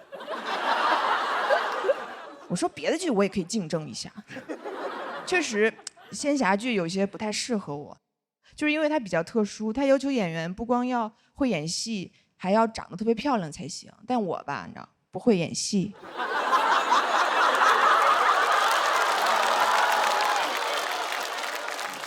想听我说自己不够漂亮？做梦！我挺漂亮的，尤其是我和杨门一起客串了一个仙侠剧以后，我就更确认了这件事儿。因为那个剧播出的第一天，杨蒙恩丑就上了热搜。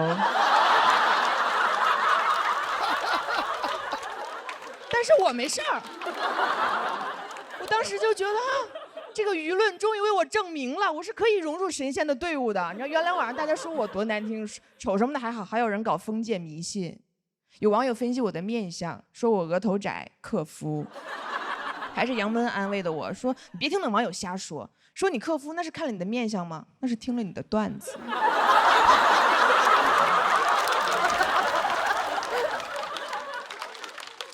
如今你知道他也遇到坎儿了，我也得安慰他呀。我说你别听那网友瞎说，说你丑那是看了你的面相，但你别往心里去，你知道吧？这都是剧的宣传。你看杨笠加盟新剧也在热搜上，他说那能一样吗？我这个是真的有人在搜。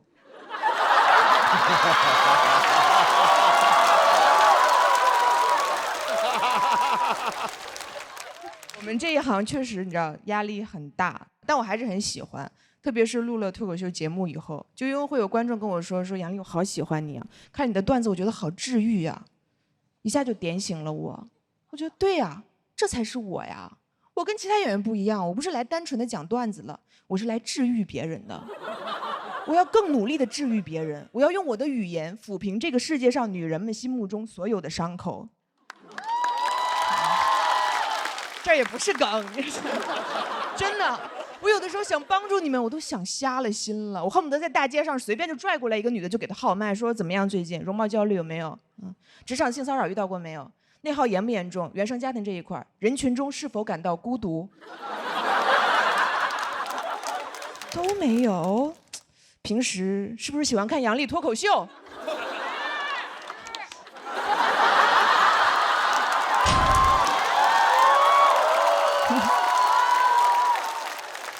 就是你知道，当我找准了这个定位以后，我现在心态你知道平和很多了。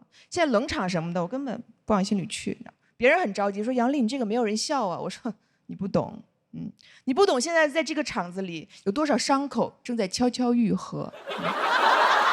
你仔细听，这是冷场的沉默吗？不，这是血肉正在疯长的声音。谢谢大家，我是杨笠。大家好，我是小北。熟悉的味道，朋友们，你们好。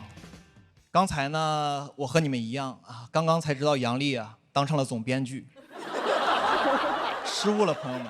他给我看稿子提意见的时候，我还纳闷呢，我说杨笠，你是不是有点越界了呀？啊，你看稿子就看稿子，怎么让我给你倒茶呀？啊！现在理解了。其实这事儿也很简单，今天呢我赢了，说明我是个好演员；我输了，说明他是个烂总编。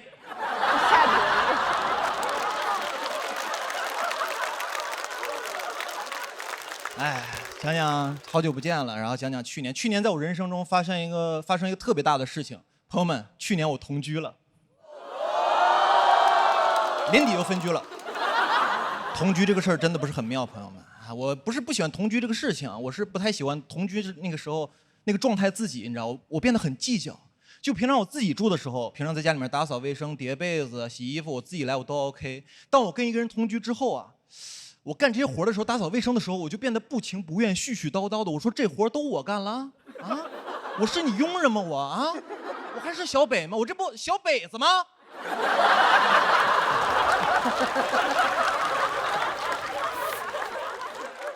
而且好多事都要迁就对方，你知道，我自己住的时候我饿了，我自己订外卖吃就非常方便。当我跟一个人住的时候，我订外卖我就问对方，我说我饿了，我订外卖你吃吗？他说我不吃，我会重复的再问一遍，我说你确认这个外卖到了之后你也不饿吗？如果这个外卖到了之后你饿了，你吃我外卖的话，我就有点生气了啊，因为我这人比较护食，我是狗。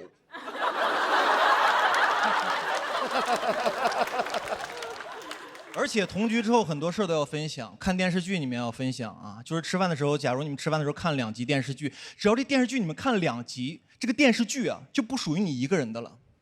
啊，假如有一天你自己在家住啊，有点忍不住了，偷偷摸摸的钻进被窝里看第3集，朋友们，这个行为跟出轨没有区别。你永远要等另外一个人完全没有事情的时候，你们开始看第3集，后来我俩分手了，分手的第3天呢，我把《甄嬛传》全看完了。而且同居很多事我都受不了，处理不了。同居还有很多难免有一些摩擦嘛，生活中摩擦都还好，我最接受不了的就是晚上你们还要睡在同一张床上，太尴尬了，朋友们。我从来没有想过白天2个人互相说特别难听的话，恶语相向，你们晚上还要睡在同一间屋子里面，睡在同一张床上。我以前唯一知道的场所就是派出所了。而且那个气氛太压抑了，我在家里面都不敢大呼吸，我刷短视频都不敢笑。但凡你这个人乐观一点啊，说明你对这个争吵不是很尊重，你知道吧？当然也有好的时候，热恋的时候，很多时候呢，看似很多很浪漫的行为，比如说一起抱着睡觉，一般就2种经典睡姿。第一种呢是男生平躺，然后用右臂啊环抱女生在胸口睡觉，等这个女生睡着半个小时之后啊，把这个右臂抽出来，然后甩一甩再睡。这是第一种经典睡姿。第2种经典睡姿呢，就是女生平躺，男生用左手环抱她，但右臂被自己压住了。我想了一下，这个右臂啊怎么睡都是废了。朋友们，我想了，最适合同居一块抱着睡觉就是杨过了。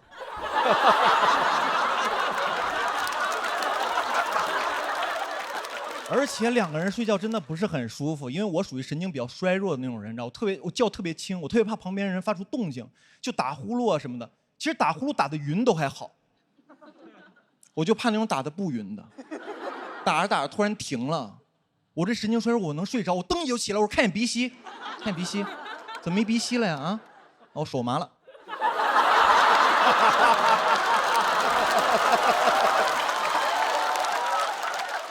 一块儿睡觉真是太难受了，朋友们。有时候我在想双人床这个东西是不是个伪命题？因为以前我在故宫里面看那些博物馆里面那些床，古代床都非常小非常窄，会不会有一天那古代的有一个那个做木床的人，然后他就想，他说哎呀，他说我们最近那个现在睡的床太小了，我们做个大床嘛，我做个那种5尺4的床，特别大，然后一个人在上面翻来覆去，睡得特别舒服特别爽那种。然后这个床我们就取个名字叫爽人床。爽人床。建国给写的呀。然后这时候一天津人进来了，他说这是嘛呀？这是双人床，这双人床得双人睡呀，朋友。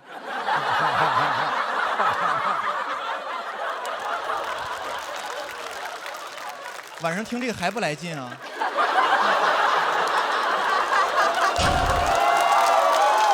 我要翻跟头了，朋友们。所以有时候在想啊，大学恋爱美好是不是就因为没有同居？因为2个人其实在一块的时间非常的短暂，除了上课之外2、3个小时，吃饭啊、散步啊、看看电影，基本就结束了。到门口之后特别舍不得，你在旁边特别不舍。你说啊，宝贝，你回去吧啊，回去吧啊，宿舍阿姨都催了，回去吧，我也爱你，转身之后回宿舍玩去了，你知道吗？每个人有各自的空间，我觉得挺好的，我觉得这真挺好的。所以大家现在如果条件允许的情况下，尽量就不要同居了。我给大家提出一个特别先进的谈恋爱的方式，叫做走读。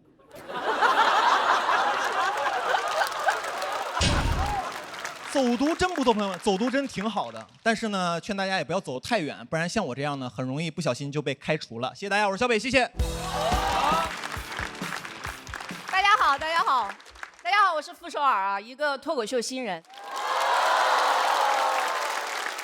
杨笠鼓励我，他说你来吧，别害怕。根据我的亲身经验，这个台上没人干得过离婚女人。哇，我一听我上头了。我想说我的优势这么的浅显而又明显吗？来了以后整个清醒，杨笠能有什么经验？根本没亲自离过，这几年甚至都没亲自谈过吧。杨笠不劝我，我也会来啊，因为以前我出门啊总是被认错。买咖啡，服务员说你那个脱口秀女演员，我说我没讲过脱口秀啊。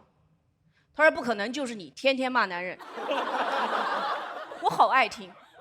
哇，我一听好紧张，我说啊，没有，我和男人一条心，我只是和伴侣同床异梦。他说哦，对，你离婚了，然后问我陈露老师还好吧？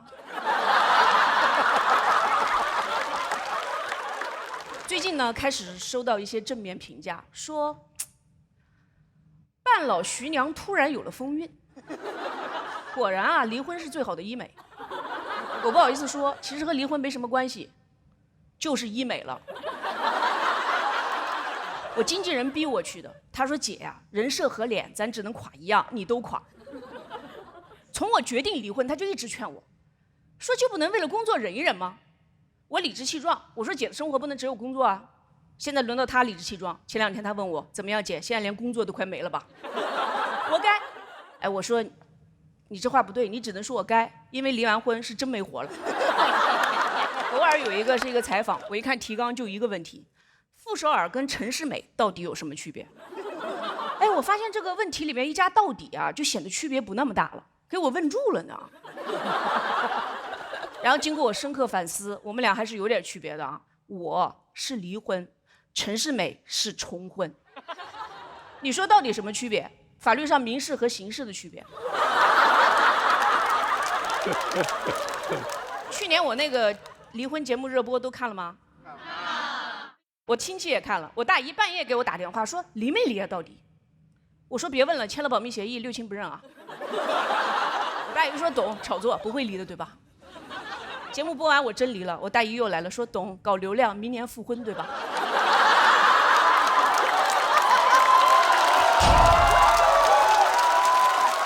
我叹了一口气，我大姨说好了，不要管别人怎么说，大姨愿意做你 play 的一环。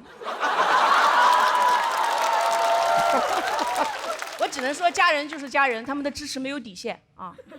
网传老刘含辛茹苦供我读完了研究生，都听过吧？我在这里澄清一下，其实我只是个本科。我当时好想辟谣，但又很想假装自己真的是个研究生。我朋友说辟什么谣？一个造谣实现2个梦想，高学历花男人钱，多好啊！你还有什么不满意的？我挺满意的，单身生活非常快乐。最大的烦恼呢，就是见老刘会被偷拍。整得我俩现在鬼鬼祟祟，见个面跟偷情似的。出道8年，我为前夫戴上了墨镜和口罩，我都觉得有点刺激了，是吧？没离时心如止水，离了倒想入非非了啊！希望大家不要再制造这样的氛围，因为众所周知，人家已经有人了，张硕。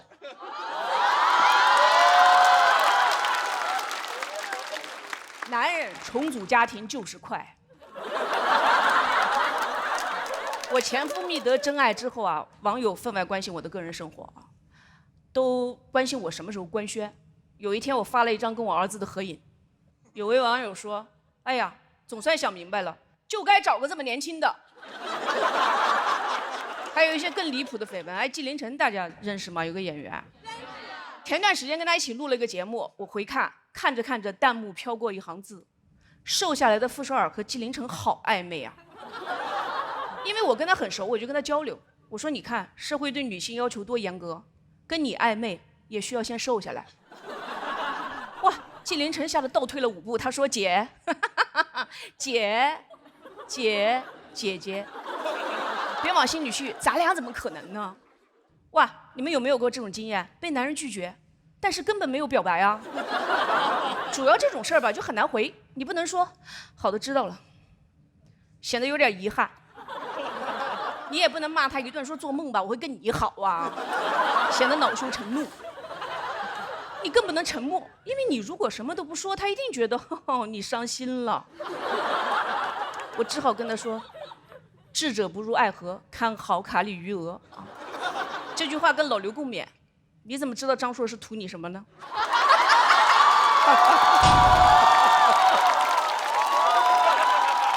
哎。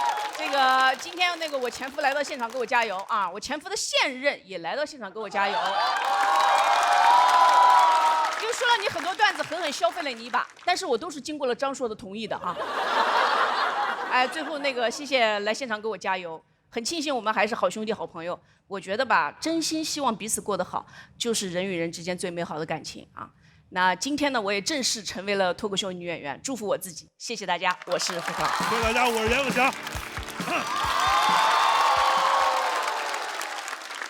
我没有想到啊，在一个比拼笑料的舞台上，相声的大旗摇摇欲坠。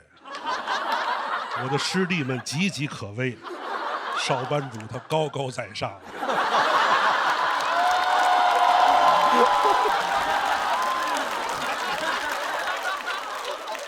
其实来这个舞台，我2个师弟可能是有一点紧张，我不紧张，因为我来这儿不是比赛的，我是来找人的。我搭档郭麒麟，我跟他爸都找不着他，就是但凡不是这种给钱的活，你都逮不着他，你知道吗？然后说点心里话吧，确实我没有想到跟大林搭档这么多年，有一天能站在一舞台上说笑话被他审视。我不开玩笑，我其实在那儿我很紧张，我一看到大林，我手一直在抠后边那个 LED 那个灯条，我紧张的手麻，后来发现那个灯条的漏电，你知道吗？真漏电，我说摸一试试，是吧？这个导演组问我说：“大林来这个节目，你有什么看法？”我说没有看法。当年我们平起平坐，现在我 stand up comedy， 他 sit down police 了他。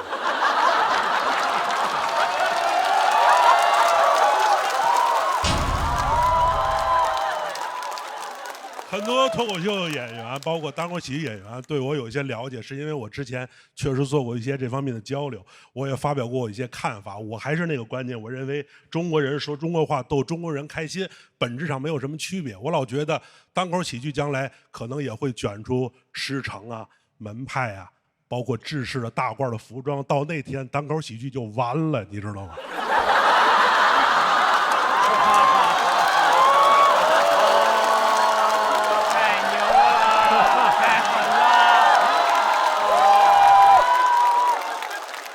没办法，大连，我再不这样，咱爷们儿折这儿了。今天我是，太猛了！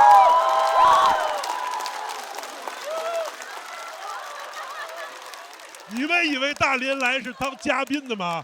他是替他爸看着我，不要胡说八道，知道吗？那些叛徒师哥都是昼夜之敌，阎鹤祥才是心腹大患。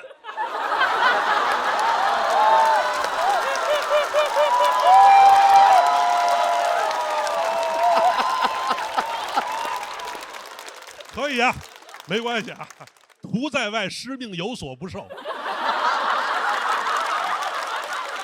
不开玩笑啊，说点正经的。这个，怎么说呢？我来这儿了，有好多人问了我很多老问题啊。导演问我说：“阎鹤祥，当年你为什么选择跟郭麒麟搭档呢？”我说：“哥们儿，你真逗，我选择。你老板的孩子想跟你合作，那是你选择的吗？我要能选择，我就是老板了。但是没办法，因为我搭档郭麒麟，还有我师傅郭德纲先生都太有名了，这可能也是我，一直也没法摆脱的一个标签。我并不想摆脱啊，但大家都想做自己。就像大林刚出道的时候，他也想摆脱他爸的标签，他想做他自己，我很理解的。但是没办法，这个东西就长在你身上，包括我也是。但有些标签我不理解，同志们，就是我在网上大家叫我德云太子妃。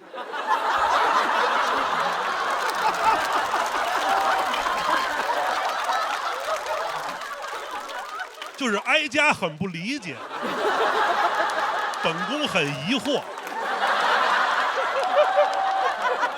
这个大数据很厉害，你知道吧？就头些年我的关键词都是太子妃，天天给我推戴安娜。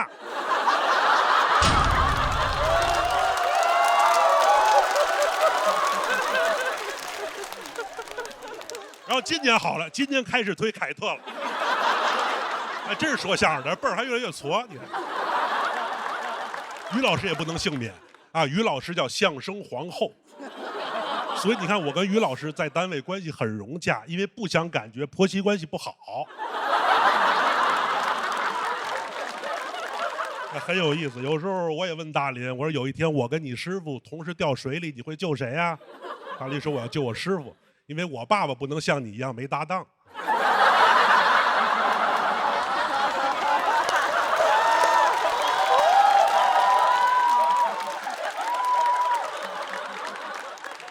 我师傅很心疼我，我师傅说有一天大林要真不说了，我跟于老师我们2口子就带着你，咱仨一块演出。后来试了几次不行，观众说看着很可怜，起个名字，这叫德云留守家庭。没办法，后来我跟我师傅说我要出去单飞，做点别的事儿。然后我师傅说不行，你得给我儿子守着呀。啊，确实很封建，没办法。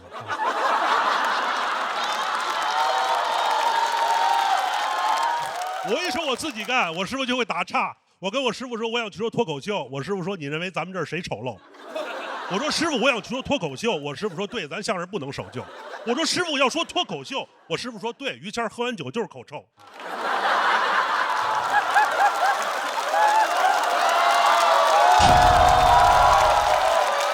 这是相声的技巧，如果不可乐，不是相声的问题啊。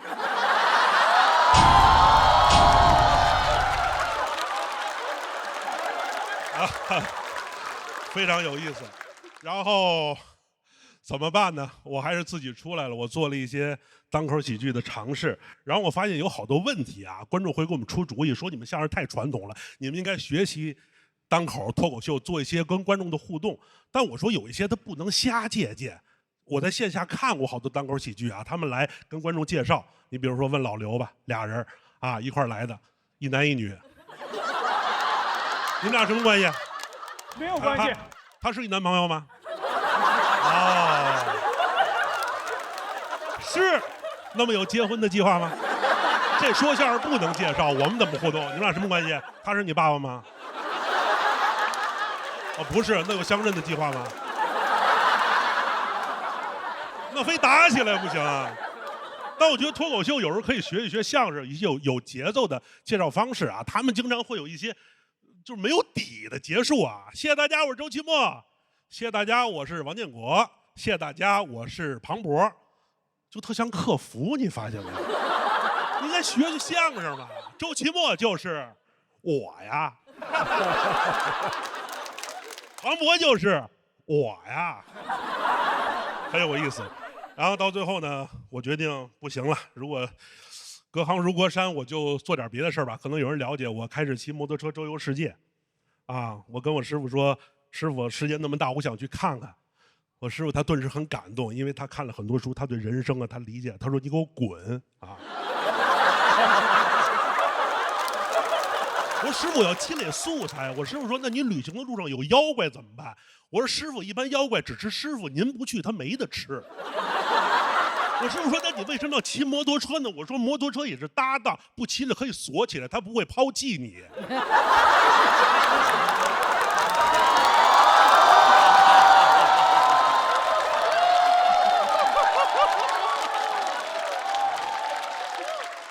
说两个旅行的趣事。我在秘鲁的时候，因为我在国外没法跟大家介绍我是一个相声演员，我一般真的简单的盗用你们的名号，我说我是一个脱口秀演员，或者说是单口喜剧演员。我在秘鲁的时候，有一个秘鲁警察跟我的西班牙语翻译在交流，我那个翻译跟这个秘鲁警察说我在中国还是一个很有名的喜剧演员。然后我那个秘鲁警察呢，拿出一个手机，翻出一个视频跟我说他是我的粉丝，结果那个视频是鸟叔。我在伊朗的时候，有2个伊朗的朋友跟我的波斯语的翻译聊完天以后呢，跟我说了一笑话，说我波斯语翻译跟这个伊朗朋友说呢，说我这个人在中国是一个有名的喜剧演员，然后那个伊朗人跟那个伊朗人说，这个人我认识的，他一定是成龙。然后那个伊朗人说，你不要胡说八道，成龙不会来咱们这儿的。然后我那个翻译说，这个人在中国还是有几百万粉丝的。那个人马上改口，他就是成龙。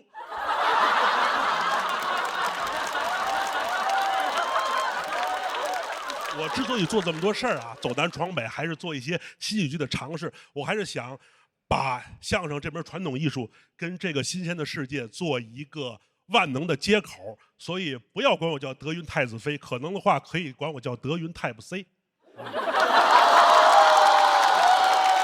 好，这就是我一个寡妇失业搭档不说相声周游世界的单口相声演员阎鹤祥，就是我呀。爱情。